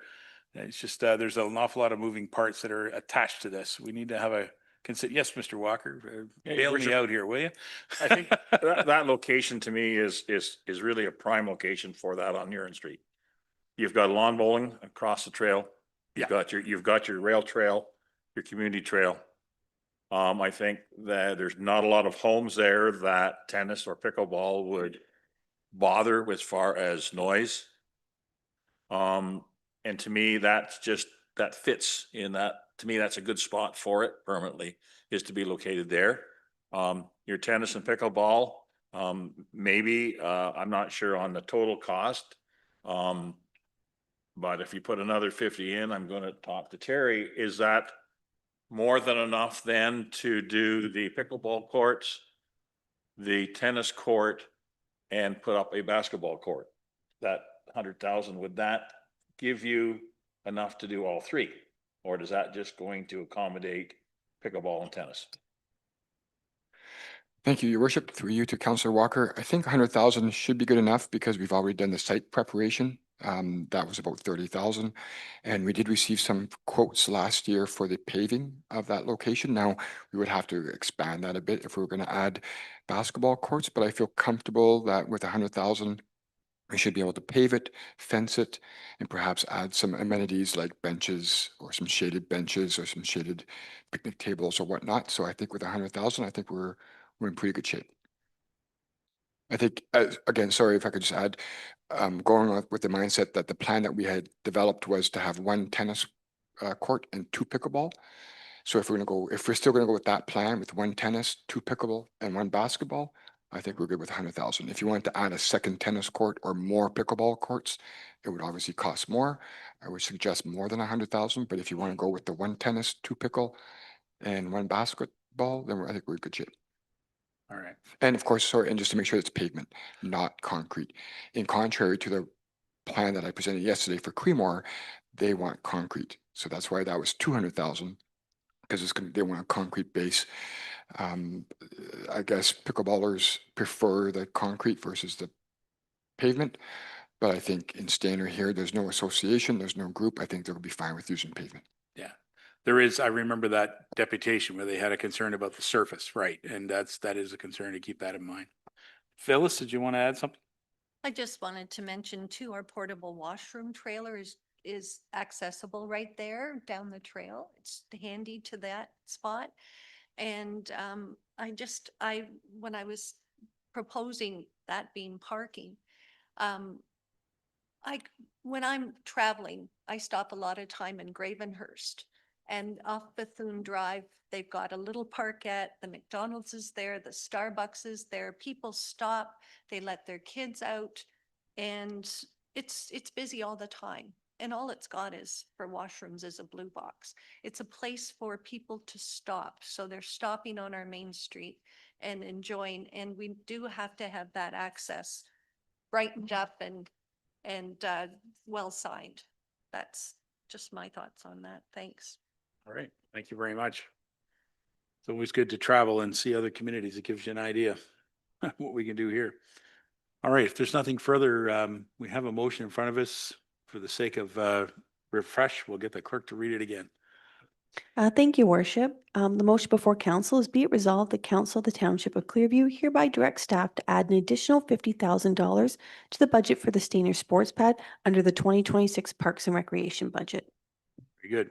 And to be clear, that's a taxation, right? Madam Clerk, sorry? No, through your worship, that is originally funded from the tax stabilization reserve. So increasing it to 100,000 has no effect on taxation. So it won't affect taxation? Correct. Oh, well, thank you very much for that. I appreciate that. Can you add that in there, that comes from tax stabilization?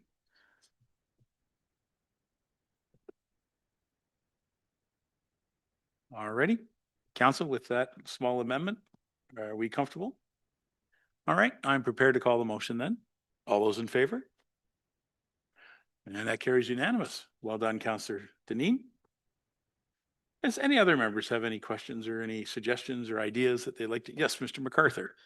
Yeah, Kelly just mentioned the infamous tax stabilization reserve. So Good. Here we go. what is it sitting at? Or Yeah. will it be projected to guess to be sitting at Millions 25? and millions and millions. Through your worship to Councillor MacArthur, I set you up nicely for that one, didn't I? Right now, unallocated, we're looking at probably about 550,000 in the tax stabilization reserve.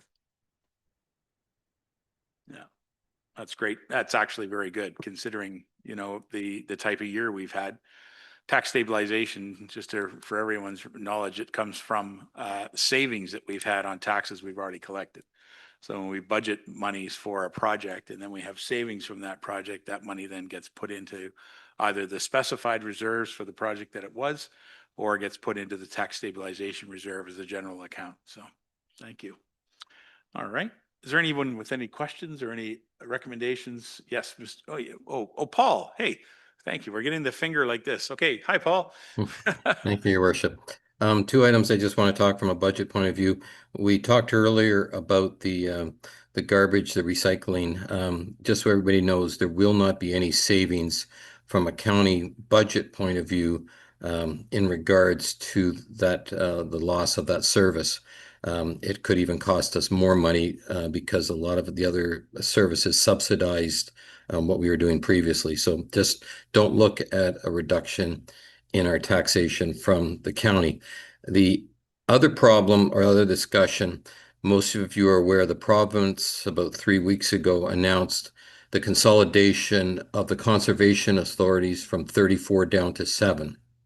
And we will become part of the Huron, I think it's Saugeen, but it's a 2-word name, zone. Even though we've approved our budget already this year from the CA point of view, we do not know now what our allocation or what's going to happen. So I'm not going to tell you it's rosy. I'm not going to tell you it's, you know, what it is. We don't know yet. So our allocation, the government is taking control of it, and we may get hit or not hit. We don't know yet going forward. So I'm just telling everybody from a budget point of view, we don't know where this is going to end up. Thank you. Excellent points, and thank you very much for bringing that up. Kelly, have you had any further communications with the NVCA or the future Saugeen Huron Conservation Authority plans? Nothing to date, Your Worship, other than what they presented to council. Okay. All right. Well, thank you. Thank you, Paul, for bringing that forward. Yes, Mr. Walker? Thank you, Your Worship. And I'm not sure a motion at this time, but I think we need to have some discussion with regards to the standard pool and Okay. what council feels we need to do with that situation. All right. Standard pool. I thought we hammered it pretty good yesterday, but we still don't know exactly where we are with it, do we? No. Thank you. I'll start with you. What's your comment on the standard pool? I would personally like to see us, and I'm just going to make a comment right now. I can put it in a motion. I would like to see us move forward with the total renovation in a 1-year project. Starting, shut it down for a year and go through and do it all. And if we have to split the total amount over a 2-year budget, then do that. We can possibly do that. That's what I see. My vision of is to move forward. It gets us through. I'm just going to say that there were a few comments last night on Facebook with regards to people who are watching, have watched us yesterday. And their comments were that times have changed from that 8-year comments where we didn't need a pool, that economy has changed. A lot of people talk to food bank, a lot of residents have given up their cars because they can't afford to drive. So their kids and that, their bicycles, they're walking. And I know as you drive around Stainer in the summer, there are a lot of people who walk and bike to that pool that would not be able to go to YMCA in Collingwood or Wasaga Beach. Yes, it's a lot of money. Yes, the pool doesn't make us money, but it's a service. And to me, that service is required in this community as we grow, because those that are moving in are realizing that there is a pool, there's arenas, there's ball diamonds. And if we take that one away, how is that going to affect our growth down the road?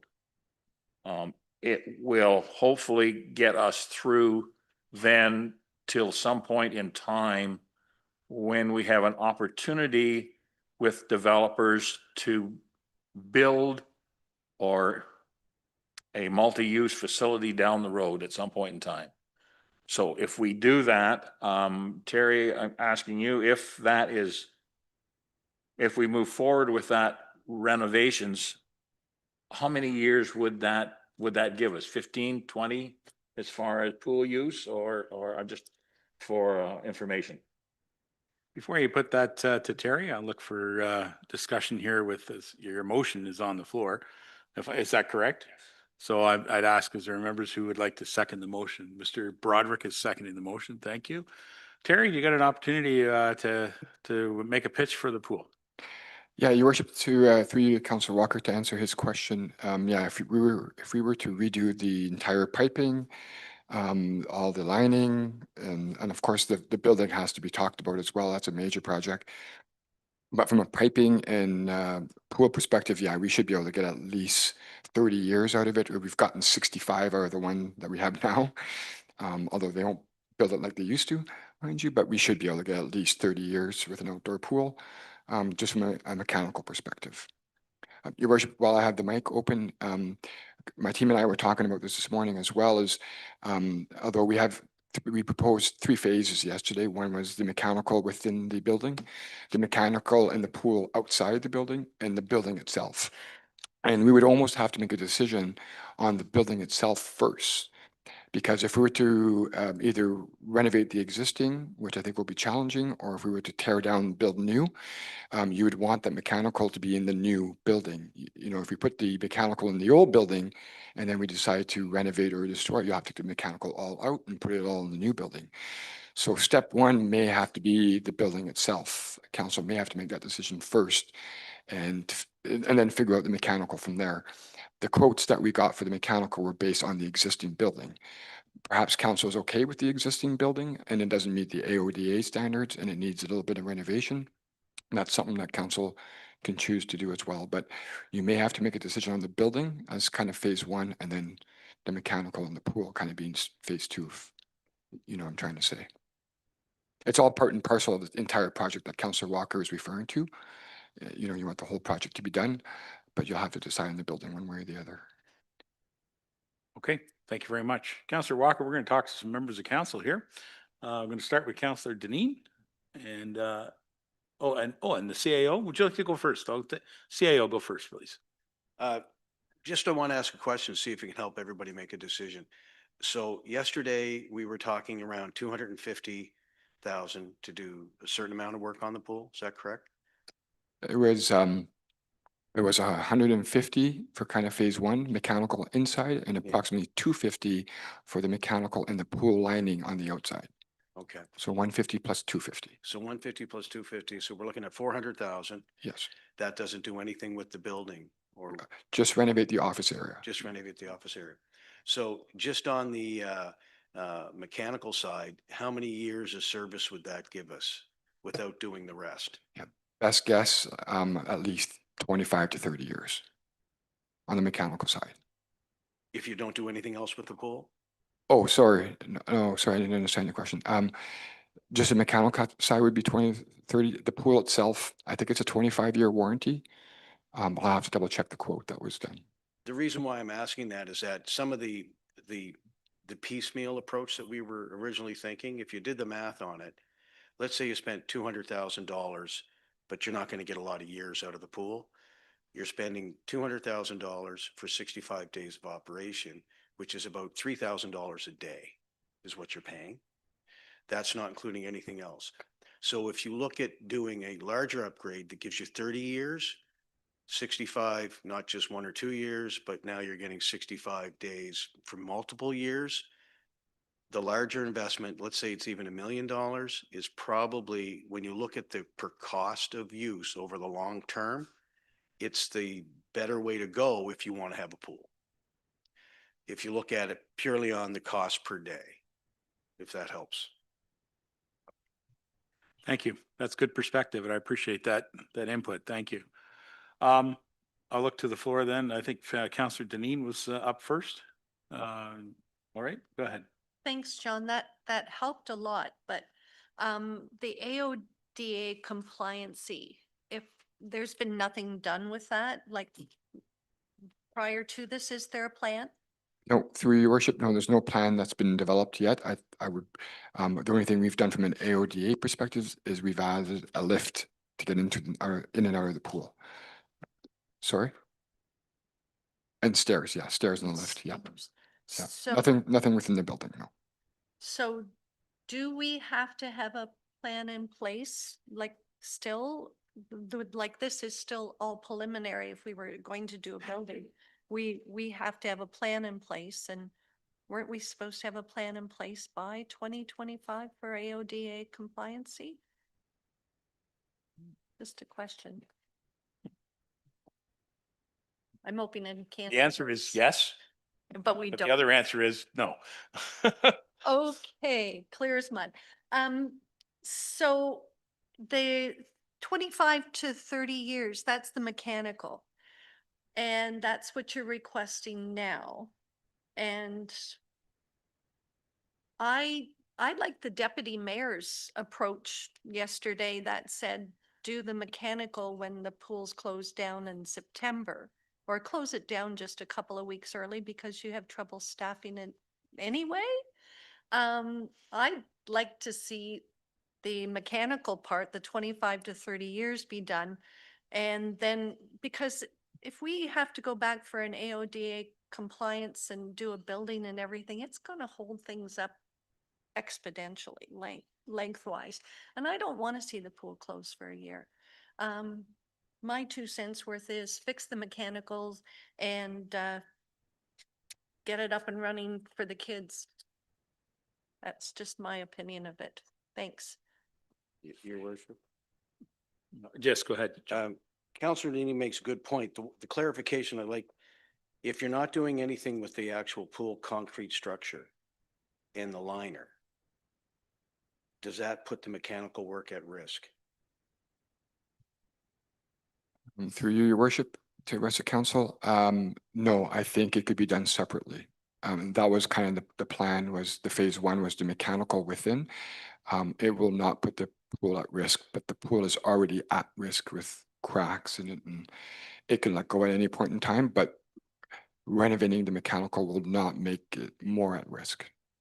If that's what you're, So it won't affect the piping in the pool or it should not. You don't know until you really, but it should not. Yeah. I mean, there's old piping around the pool. The pool is old.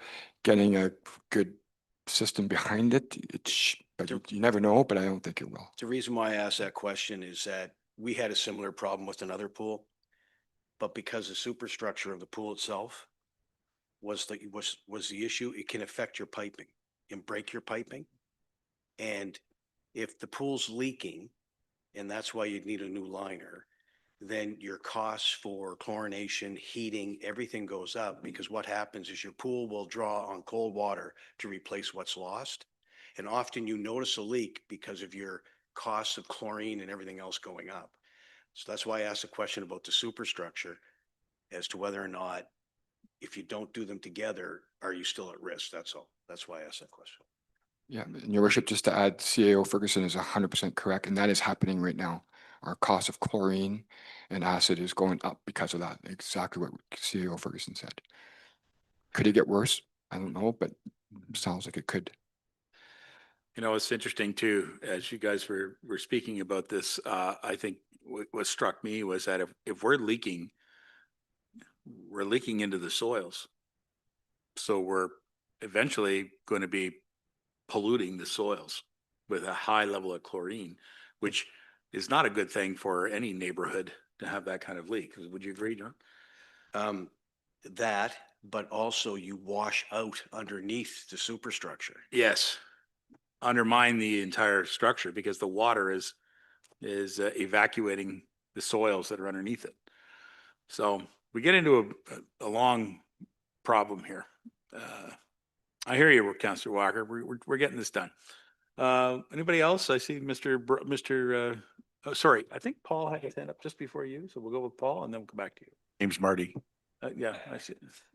That would be Mr. Beelan over there. Thank you, Your Worship. I'll go back to my comments yesterday. First of all, I agree with Councillor Deneen.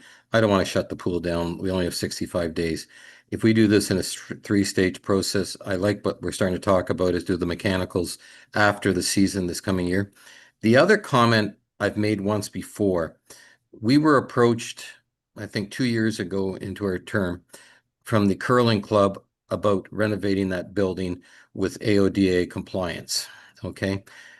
The proximity of that building to our pool area, I'm not saying it's close or it's not close, but we should look at some options, whether we at some point in time make it multi-use in terms of pool area or whatever. We may leave the building just as a processing area for water, but I think we got some flexibility to look at it if we do it in 3 stages. So I like the idea if we do the pumping system after or before the season or after the season, and then take the next approach, the next part the following quarter or whatever.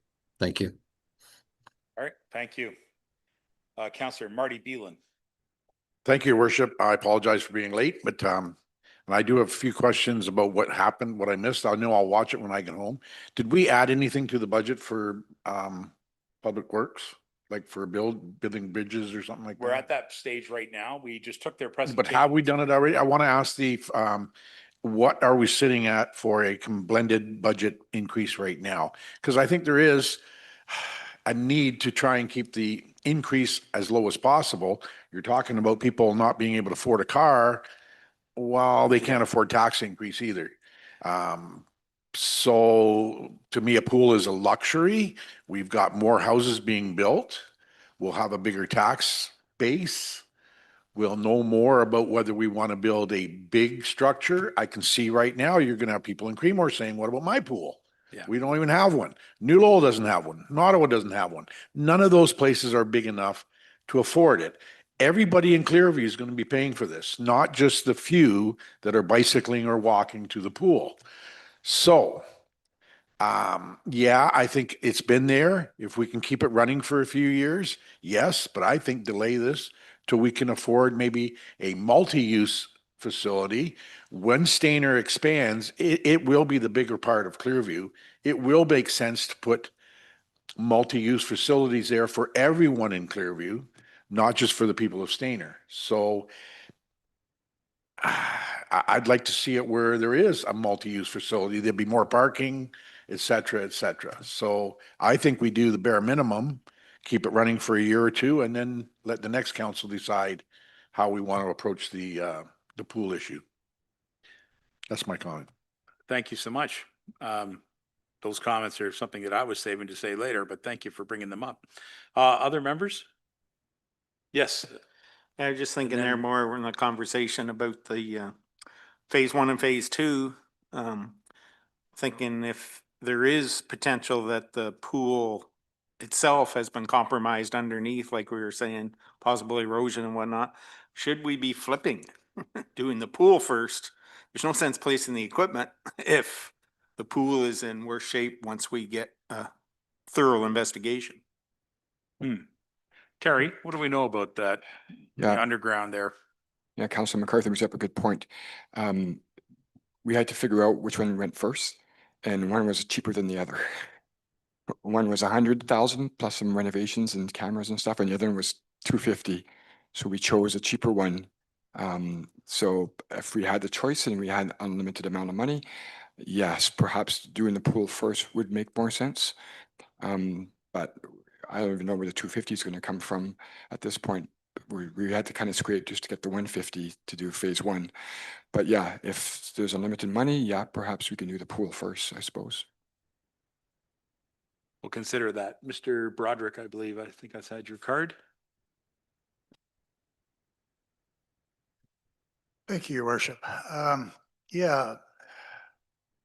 Furthermore to what Councillor Beelan said, to me, the bare minimum, the absolute bare minimum is phase 1 and phase 2.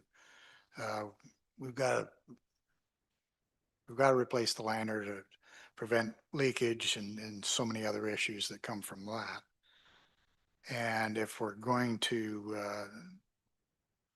look towards a dependable pool, something that's not going to be broke down in the middle of the summer, then we've got to look at the mechanical part of it as well. So to me, absolute bare minimum is phase 1, phase 2, and they need to be done at the same time, and they need to be done in such a way that they don't disrupt the 65 days.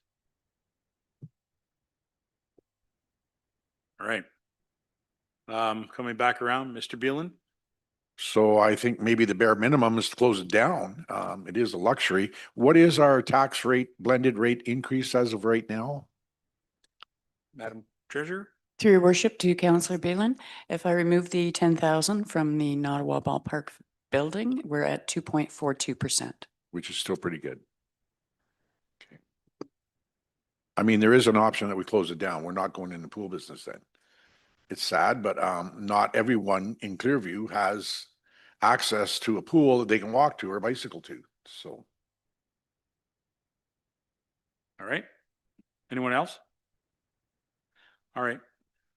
Councillor Walker, I think you've got a real challenge here to pitch this to the people of Clearview Township. I think that this is a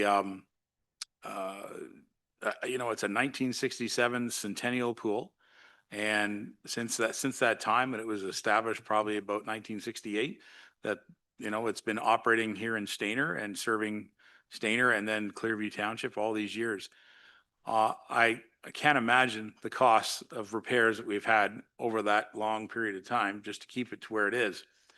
So I think I like what the CAO was suggesting, that if we consider a large build as a project to do this, I think we could take a look at the work that's being done on the curling club area and work with the curling club as far as their lease goes and on that building.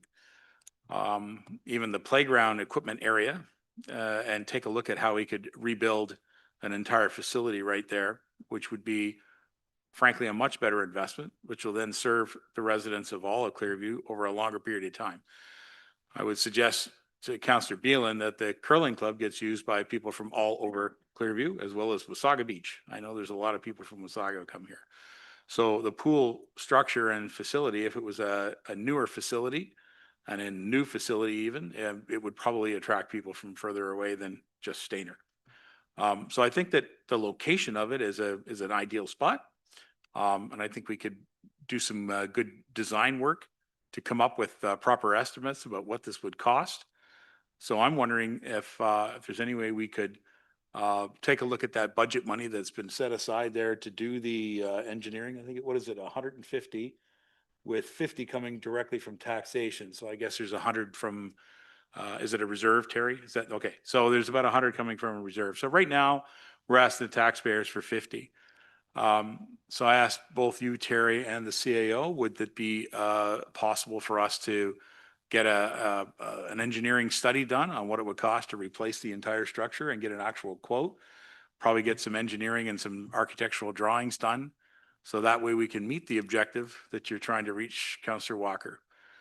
If that's something we can do in 2026, then we could add some money to pay for that type of engineering or that type of study work to do that while keeping that 150 in there. And if we have to do that that electric or that mechanical engineering in the fall to keep it operating through 27, then we have the money to do it. So I'm suggesting that we perhaps add money to do a study and to get an engineering report. So I look to the CAO and or the general manager. You got any ideas what that type of thing might cost to get that type of work done, to design a replacement structure that could incorporate both the curling club and the pool areas? That would be probably a fair price tag if Yeah. you're creating a whole new architectural piece. What I was thinking, just so that you don't necessarily put good money after bad, is just to see if the superstructure is okay. And that if it has at least 2 or 3 years, you feel that you're safe, then you can invest in the pipe, the mechanical work without a huge investment at this time, and then plan for future work knowing that you have that time. It's just that when I hear it's leaking and I don't know how much it's leaking, that does always lend itself to, unanswerable questions about underneath the pool. So maybe we could take a look at that. Maybe that's the first approach, is just to see if we've got time, take a look at the underneath to see if it does have, a couple of years of secureness that we could do the mechanical work and then maybe take a addition from there. Just so that you don't put good money after bad, that's all. Excellent. My thought, of course, is that when we engage with engineers, that they would have to, first of all, determine whether the site can handle a project like this. So that type of work would incorporate investigating what the soils are, what type of damage has happened from leaking. They would be part of that. So I think you might get some of your answers by entering this sort of engineering project to see what it would cost to replace the entire structure. The whole piece, like the building, the pool deck, incorporate it into the curling as far as, shared spaces. I think it would be a brilliant idea because the whole facility gets used year round. It seems that the curling happens in the winter and the swimming happens in the summer. So that's what I'm thinking. Terry? A lot to unfold there. I think if I can go on the notion of sharing with the curling club, and I think I mentioned this last time, is that the curling club, the last meeting we had at their annual general meeting, the manager of Miss Murray and I attended, they had started making plans to want to use that facility year round. Yes. They got plans to try to create more revenue for themselves, and they want to rent that facility and they want to use that lobby area for themselves. We may want to have a discussion with them because this would obviously have an impact off of them. If they have to share with the pool, they may not be able to do that. And that's council's decision to make. But I just wanted to make sure I share that with you guys on behalf of the curling club, is they have some money saved up that they were going to put towards the AODA. It sounds like they want to put a concrete pad inside the arena part, and they want to be able to have concerts in there or whatnot, or rent it out for weddings or whatnot. So they have a bit of a plan that they have. So I just want to caution council, because you guys sometimes are not part of those kind of meetings, that they have some plans for that. So I think it makes sense to have, tear both down, because they both have to be AODA. I mean, they both have to be AODA compliant. So why renovate two buildings? We might as well just tear down to build one if you're going to do it that way. That kind of makes sense. Back towards the pool, it's going to be hard. It's not a big leak. It's a very minor leak. We know it's What is leaking. just a Yeah, minor it's leak? Okay. minor, like it's not like a big gushing, but it does add a little bit of water every day. But it's hard to determine what the structure is like unless you remove it. You can't get underneath without removing the pool. Like you got to take the pool apart to see how the structure is underneath the pool. Like you can't dig under it without, do you know what I mean? So we've asked and they've said, well, we have to remove it to check it. So you won't really know unless you remove it. If you remove it, then you're going to have to replace it.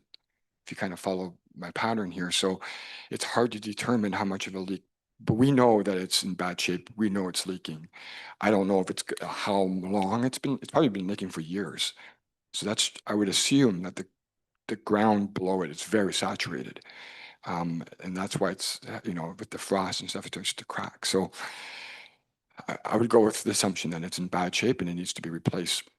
Spending money to figure that out, you're going to just have to remove the pool anyways. Yeah. You know what I mean? It's not going to help us. And we are going to spend bad over good, like CAO Ferguson's saying. So it's a hard position. I really get it. It's tough. I wish we had answers, but we just don't have them unless you remove and then you have to replace. Mr. Walker, it's a difficult one. What's on your mind? 150 is in there in the budget presently to do the mechanical. Which I believe would be targeted for the end of the season. Is that right? The original plan, Your Worship, was to do it in the spring. Oh, we're going to do it the spring? Well, that was the original plan. We have to talk to our suppliers. There's only a couple suppliers that do this work and sell this stuff in Ontario. So we have to find out what their timelines are. If they already have some projects that are already secured for 2026, we have to get in that queue. So the plan was to try to do it in the spring. We may be left having to do it in the fall, and or even 2027. I mean, I don't even know what this contract's availability is. They are very busy, both of them. Right. So the plan was hoping to do it in the spring, but I think the fall is probably more realistic. Yeah, 150 is in the budget right now. Is that correct? Just that's Sasha just confirming. That is correct, your worship. There is 32,500 from taxation and the remainder is coming from the tax stabilization reserve. Oh, geez. Okay. Can you turn your mic on? So I get it. So if you want to withdraw your motion, I get it, but I think we should get a direction here on where we're going, because otherwise we're just gonna go ahead and put money in to do this mechanicals, but not have any investigation or any plan for the future. If you don't mind, your worship, Please. I agree there. I think that there's warrant in having a motion on the floor and then a second part to that. So the motion on the floor could be that council directs staff to move forward with the mechanical replacement upgrade at the Stainer Centennial Pool to be completed before or after the 2026 pool season at a cost of $150,000. And that staff be directed to provide a report to council in the first half of 2026 to address further phases of the pool replacement project, including redevelopment of the entire property, including investigation of shared spaces with the Stainer Granite Club. So what that does, if I may, is that it helps look to, like, the reality is we're going to keep fixing these pieces.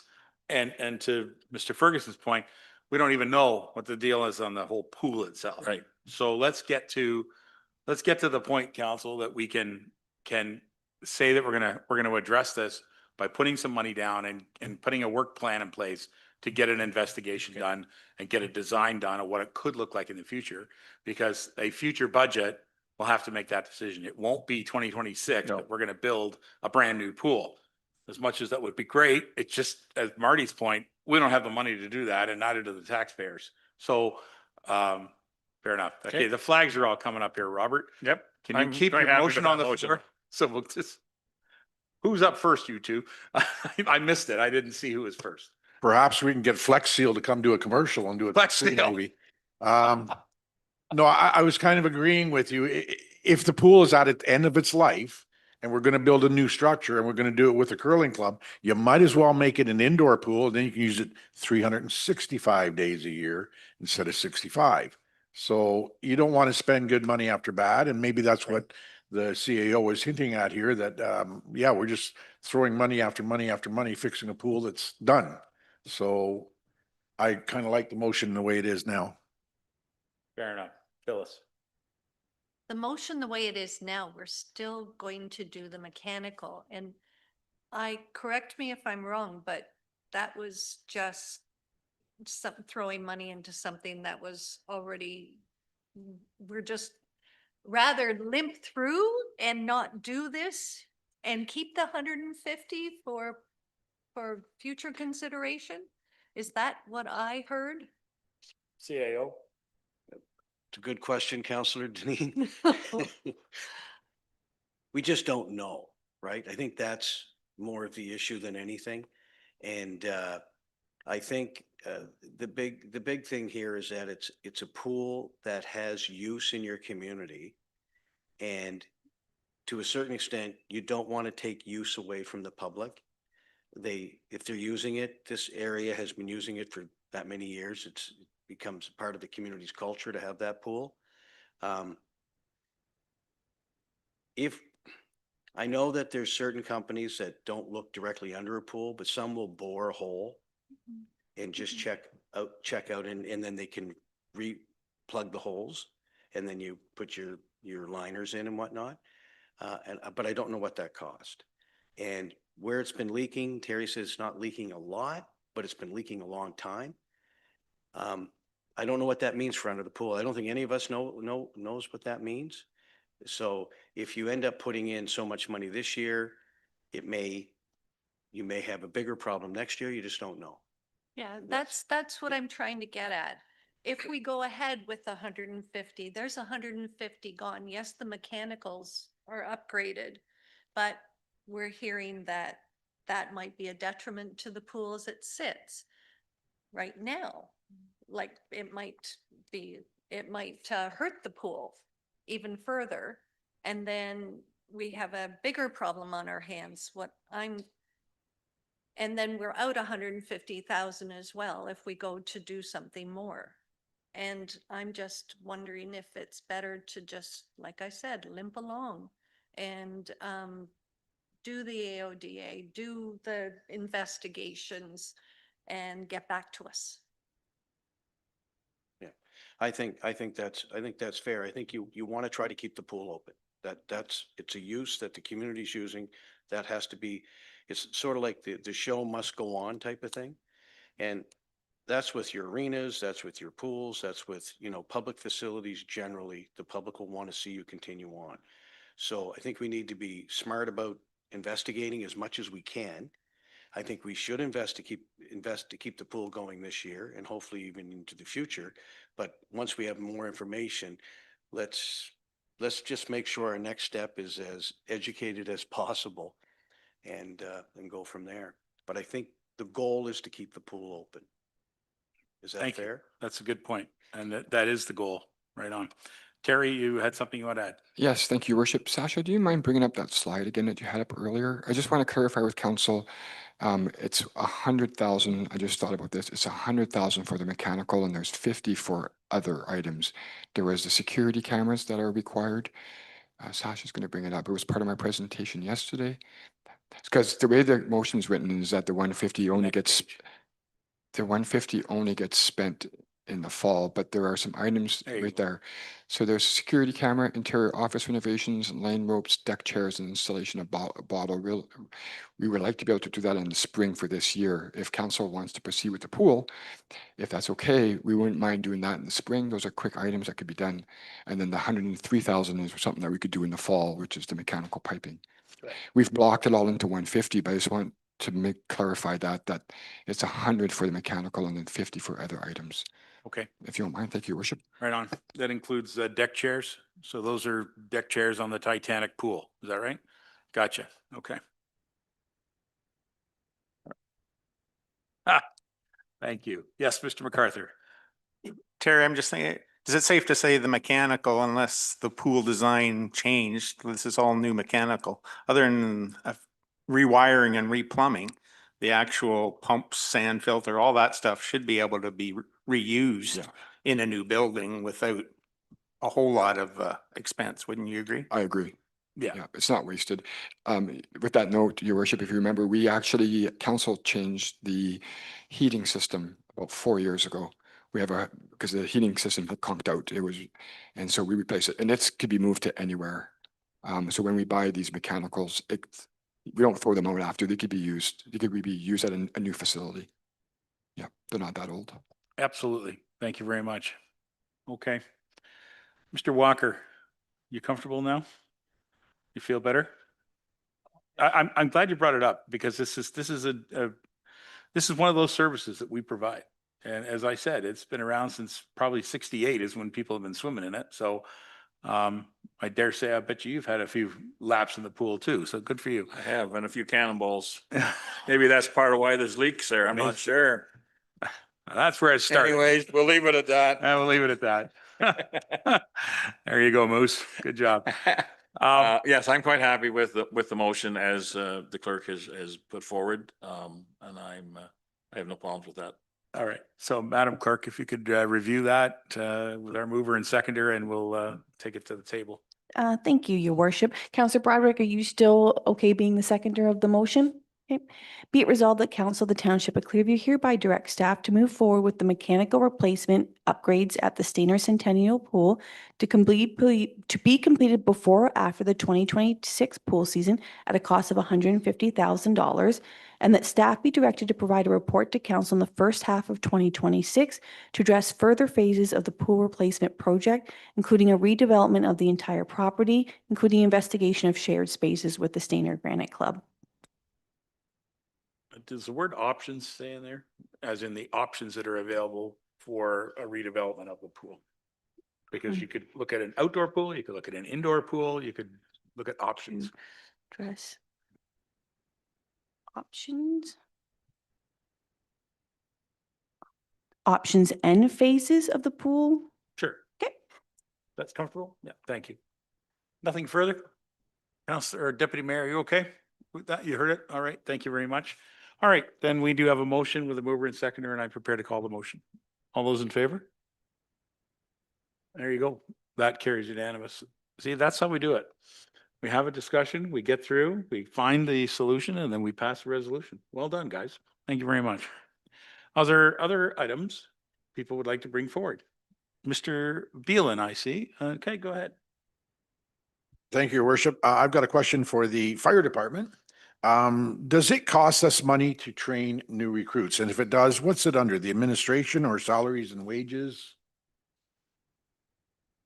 Through your worship to Councillor Beelan, we have a full-time training officer who conducts the training, so it's under salaries. So do the recruits get paid for being trained? At the end of their training, they receive $500. That's it? Yeah, that's under wages. Okay, so do we only recruit people that live in Clearview, or would we take somebody that's outside of Clearview? For example, a kid lives in Barrie but works in Clearview. Would he be able to apply and maybe make the training? Typically, no, that would not work. We try to hire from, within, we'll say, 3 to 4 minutes of one of our fire stations. Okay. That's where they have to reside. So we actually check people's ID to see where they live? That's correct. Okay. That was my question for them. I have other questions too. I have a motion I want to make. Can I just ask, is your motion related to the fire department? Okay, thank you. I would like to make a motion that we add $15,000 to the budget for this year out of taxation to build a 9-hole Frisbee golf course in New Lowell. And this would be done by the Public Works. I mentioned it yesterday and I didn't hear anything thing that they would say, no, they didn't want to do it. It's maybe a project the youth group could do. They could do a field trip to Tiny Township to see how theirs looks and how it works. The field trip to New Lowell to measure and design things, maybe even another field trip to put up temporary posts and test it and then implement it. I think it'd be a good project for the youth group. It's very low cost. There's no maintenance to these. Once you've got them made, it utilizes the parks. And if people can't swim, they can always go for a Frisbee game. It does add a lot of use to the parks and it's very low cost, only $15,000 for 1 year. After we build one in New Lowell, maybe next year we could do one in Stayner or Creemore or in Ottawa. There's lots of places that we could build them. I even have a name for it if you want to hear it. Well, let's hold off just a second because you've got a motion on the floor without a seconder. So Okay. let me look for a seconder on your motion. Is there a seconder on the floor? Mr. Broderick, once again, everyone, he's your favorite counselor. He's gonna second your motions. I appreciate that. Thank you very much. Please go ahead and explain further what you'd like Well, to. it could have a unique name, sort of the CCCFC, which is the Coates Creek Clearview Frisbee course. So Stayner could come up with their own name if they built it at, the arena, whatever that park's name is, Clearview Frisbee course. So that's not like the 3CPO or the CCCP or? No. No, okay, yeah. Frisbee golf, interesting, I'll just comment quickly. I was first introduced to Frisbee golf about 1984 in Etobicoke and was quite impressed with the game. And I saw some people playing it and I shot a little story about it. It was very interesting. And I every time I see it pop up on television or in the media, I'm always impressed how it continues to grow. So thank you for bringing that forward. Is there questions to Mr.? Yes, you've got one? Go ahead. So at the ballpark, I mean, you'd have 9 holes and most of them are about 100 yards, I believe. So you could actually build it around the ballpark. In between the 2 parks, there's some area there. You could go back around the soccer field. It would be up to the youth group to design it. You'd have to measure things and design it. But I'm sure you could have 9 holes. You could go to Tiny and look at theirs and it's not much bigger area than New Lowell. And they've got a 18 hole course. So I think we could build one fairly easily. It would take some work to go in and look at it and measure things and, but I'm sure you could do it. And you don't want to interfere with the grass cutting group. You don't want to interfere with parking and all this. So there are restrictions and things you got to think about, but I'm sure, Public Works could come up with that. You could even talk to Tiny. How did you design theirs? I'm sure they'd be willing to maybe Okay. for a small beer or something, they might share that information. I don't know. Well, thank you. Before we go on then with council, can I just ask the staff if they can do a quick Google and find out what these things cost? I don't have no idea what it costs to buy one of those basket. The baskets, I Googled them, anywhere from $200 to $800. Is that about approximately what they are? That's interesting.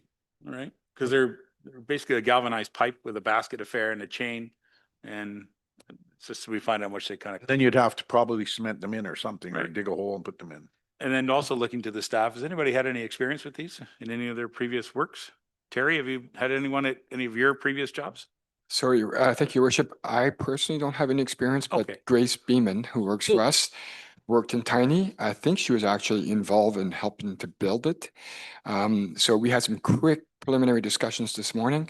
The feedback that she provided was that it does take some space. Yeah. So you would definitely need to investigate the space that Councillor Beelan is referring to.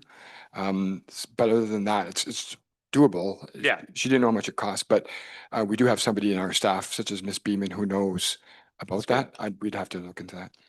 All right. Well, thank you very much. Because I mean, I've seen them. Like I said, it's back in the 80s when I first saw them. Mr. Van Staveren has his hand up. Go ahead, Paul. Thank you, Worship. A couple of months back, CTV Barrie did a documentary on they had built the exact same thing in Barrie. And the interesting thing, they were hosting an AODA tournament because it's one of those sports, we'll call it, that people can use both, I don't like to say handicapped, but people who have challenges and normal people. It's a very inclusive sport. So all the comments that have been said, it's not an expensive sport. It will work well on a community like New Lowell. Thank you. All right. Thank you. Mr. Walker. Yes, Your Worship, I think maybe around your ball diamonds might not be your ideal spot. Okay. Because, you know, I think you get baseball games going on as well as somebody trying to throw frisbee that's going to end up in the ball diamond.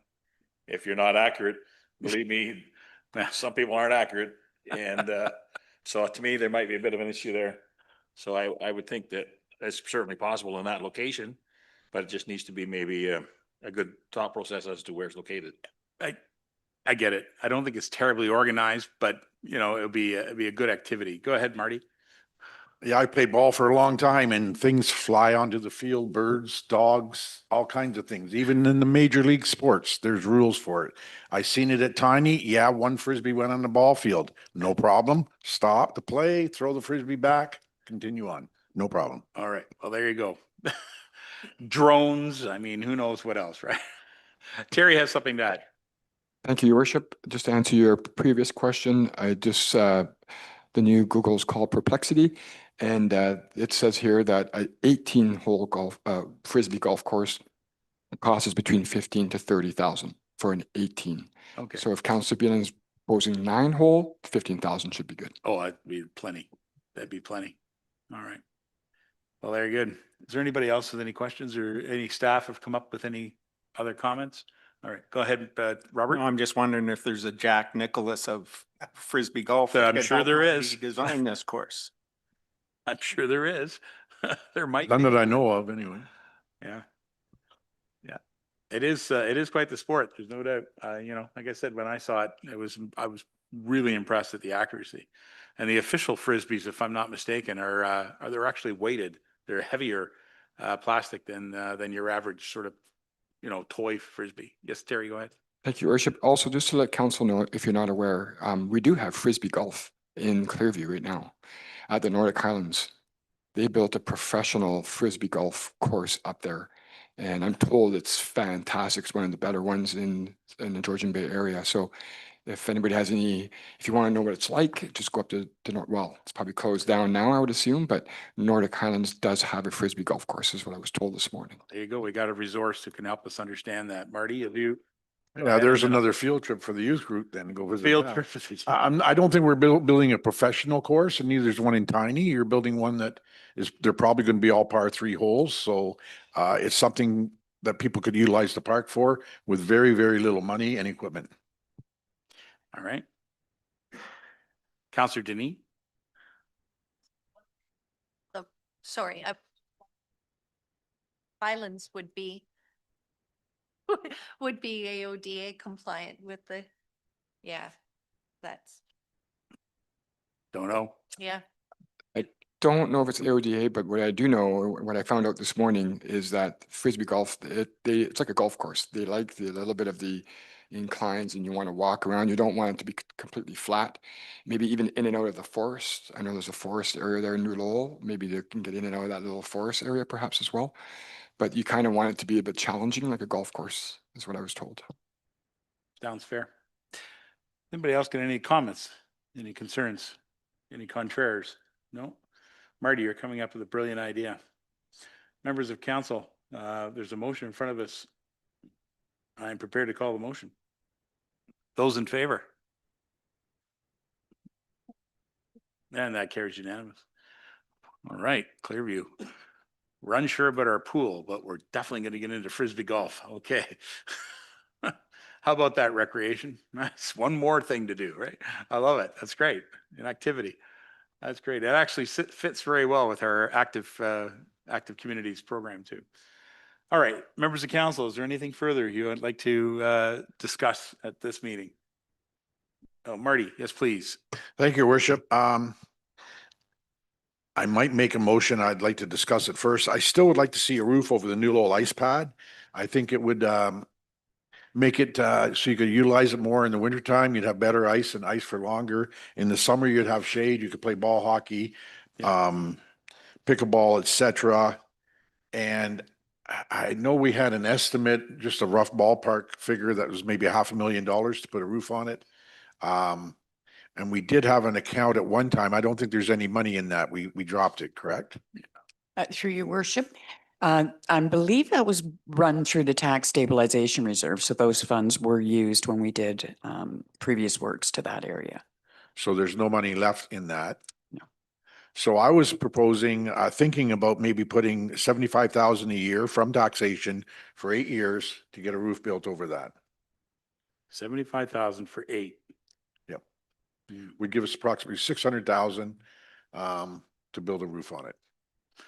But we wouldn't do it for 8 years. Exactly. I don't think it'd be double. Okay. We were putting away 10% for things over 3 or 4 years, so. Right. Can I ask the treasury and or the manager of rec? Do we have a general reserve on rec? I know we have some specific reserves, but do we have general reserve? Through your worship, so we have 3 particular reserves for recreation. One is for parks equipment, which receives $25,000 a year, and then one for each of the arena and its equipment replacement, which is $65,000 a year each. Mm-hmm. So some of my other ideas is would it make the surface last longer without it being exposed to just all the snow and rain. You get more utilization. And I know we're putting an ice pad now in Stainer here, so this gives us more use of the one in New Lowell. I'm sorry, where's the one in Stainer? Aren't we building one on Huron? Is that not an ice pad too? Oh, okay, I thought it was. No, that would just be for tennis. Yeah, we wouldn't do that for this. That was a sports pad, you said. Sport, yeah. Okay, I misread. Okay. All right. I think you need to make up your mind. You want Frisbee or do you want a roof? Can't have both. Well, we might want to make a Frisbee course on ice. Holy cow. All right. Let's have a discussion. Terry, I know we were surprised and shocked, I guess, at the cost of a roof to put over that ice pad or that concrete surface we have down there. Can you just refresh my memory and maybe perhaps councils on where we are with that as far as how much what was the estimate and what did we learn from that and what's your experience in putting roof structures on top of these pads? Yeah, thank you, Your Worship. I think this project was brought forward just at the tail end of COVID, I think in 2022, 2023. And of course, the prices had jumped dramatically post-COVID. The original budget, I think, was 150, and I think the preliminary prices that we got was in the closer to the 400,000 range, maybe 380. I think that also included some lights. If I recall, there was lights that also wanted to be added to that. So my best guess would be in the $400,000 to $500,000 range as of 2025 or $2026. maybe my best guess. And I'll have to go back in my notes because I think there was a design that was done. I think it was not a full-fledged engineering architectural design, but there was a design done back in the day, and I'll have to pull that out. But it was to cover it was to have beams to cover the whole surface. There's a lot of these type of roofs on top of all kinds of outdoor skiing paths all around South Georgian Bay. Some good ones that we could mirror, but my best guess would be 400,000 to 400 to 500,000 with lights. Okay. And that helps. What I was asking you about the reserves is if we were to build a reserve for this type of project, I think we should use the titling and the scope of the reserve for a lot of things in parks. Thinking of the Nottawa Pavilion building that needs to be replaced. Thinking of this building that needs to have this roof put on it. Thinking of maintenance to even our Gowan Pavilion, which is still in great shape considering we just replaced it, 4 years ago, but it will need maintenance. So I'm just wondering if we shouldn't consider a parks reserve that we contribute to build towards that. And then ask the staff to come forward with a recommendation as to what it would cost for our next meeting on the 8th, and we can add it to the budget then and present it to the public. That's what I'm thinking is if we think about the whole parks reserve or across our township, we have to think of all of our parks. Thank you, Your Worship. You may have come up with a brilliant idea. Well, that's good. Thank you very much. So, Madam Clerk, do we need a direction to create that? Or I guess through the clerk's or treasury department, do we need a direction to create an actual parks reserve? And then we'll come up with a dollar value that we would contribute to it? Through your worship, so right now we do actually have a parks reserve. Right, but It's primarily been earmarked for park equipment, so playground equipment, things like that. As the 25,000 is obviously not geared towards replacing a facility. But my suggestion would be to maybe update the description of that reserve to include park facilities as well. Yeah, so park capital projects reserve that we could use some monies from that in the future to build these type of projects, right? So that we can, again, it's very flexible when it comes to parks. They're not identical, every one of them. So we have to be, what this building might cost more than that building, regardless, but we just want to make sure that we have a reserve that we can draw upon for the whole township to do projects like the Nottawa Park. We haven't even addressed the whole McKean Park pad yet. That's another one that's still sort of floating out there. So there are some reserves that are park related that I think we need to put them into a place that we, as councillors and future councillors, can make decisions on. That's where I'm thinking. Does that help, Kelly? Is it something we can create that? You can either create it or combine it with the existing park reserve. So right now we're doing a 25,000 contribution to the park reserve. If you went with Councillor Beelan's suggestion of 75,000, it would up the transfer to that reserve to 100,000. And then that reserve would become what's the go-to for? Do we need to replace the pavilion? Do we need to replace the playground equipment? Do we need to replace the trees that are in the playground? It could be fully functional, centered around anything and everything to do parks. Right. So perhaps council and to our staff, at our next meeting, can you come to us with a motion that recommends the change in the language of that reserve? Would you be able to do that, or do you want that from us now?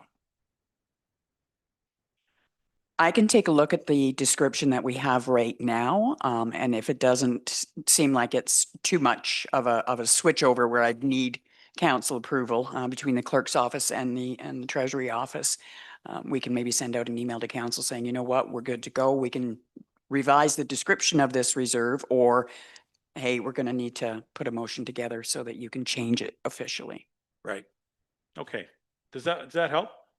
Yes, it does. And maybe you could bring back how much the increase is in the combined rate after that. And that's for all sure. the things I have.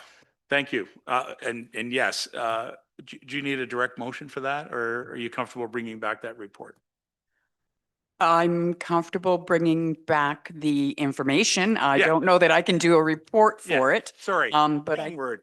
I can give you an update on what the actual tax increase would be if we did that, raised that 25 to 7 or to 100.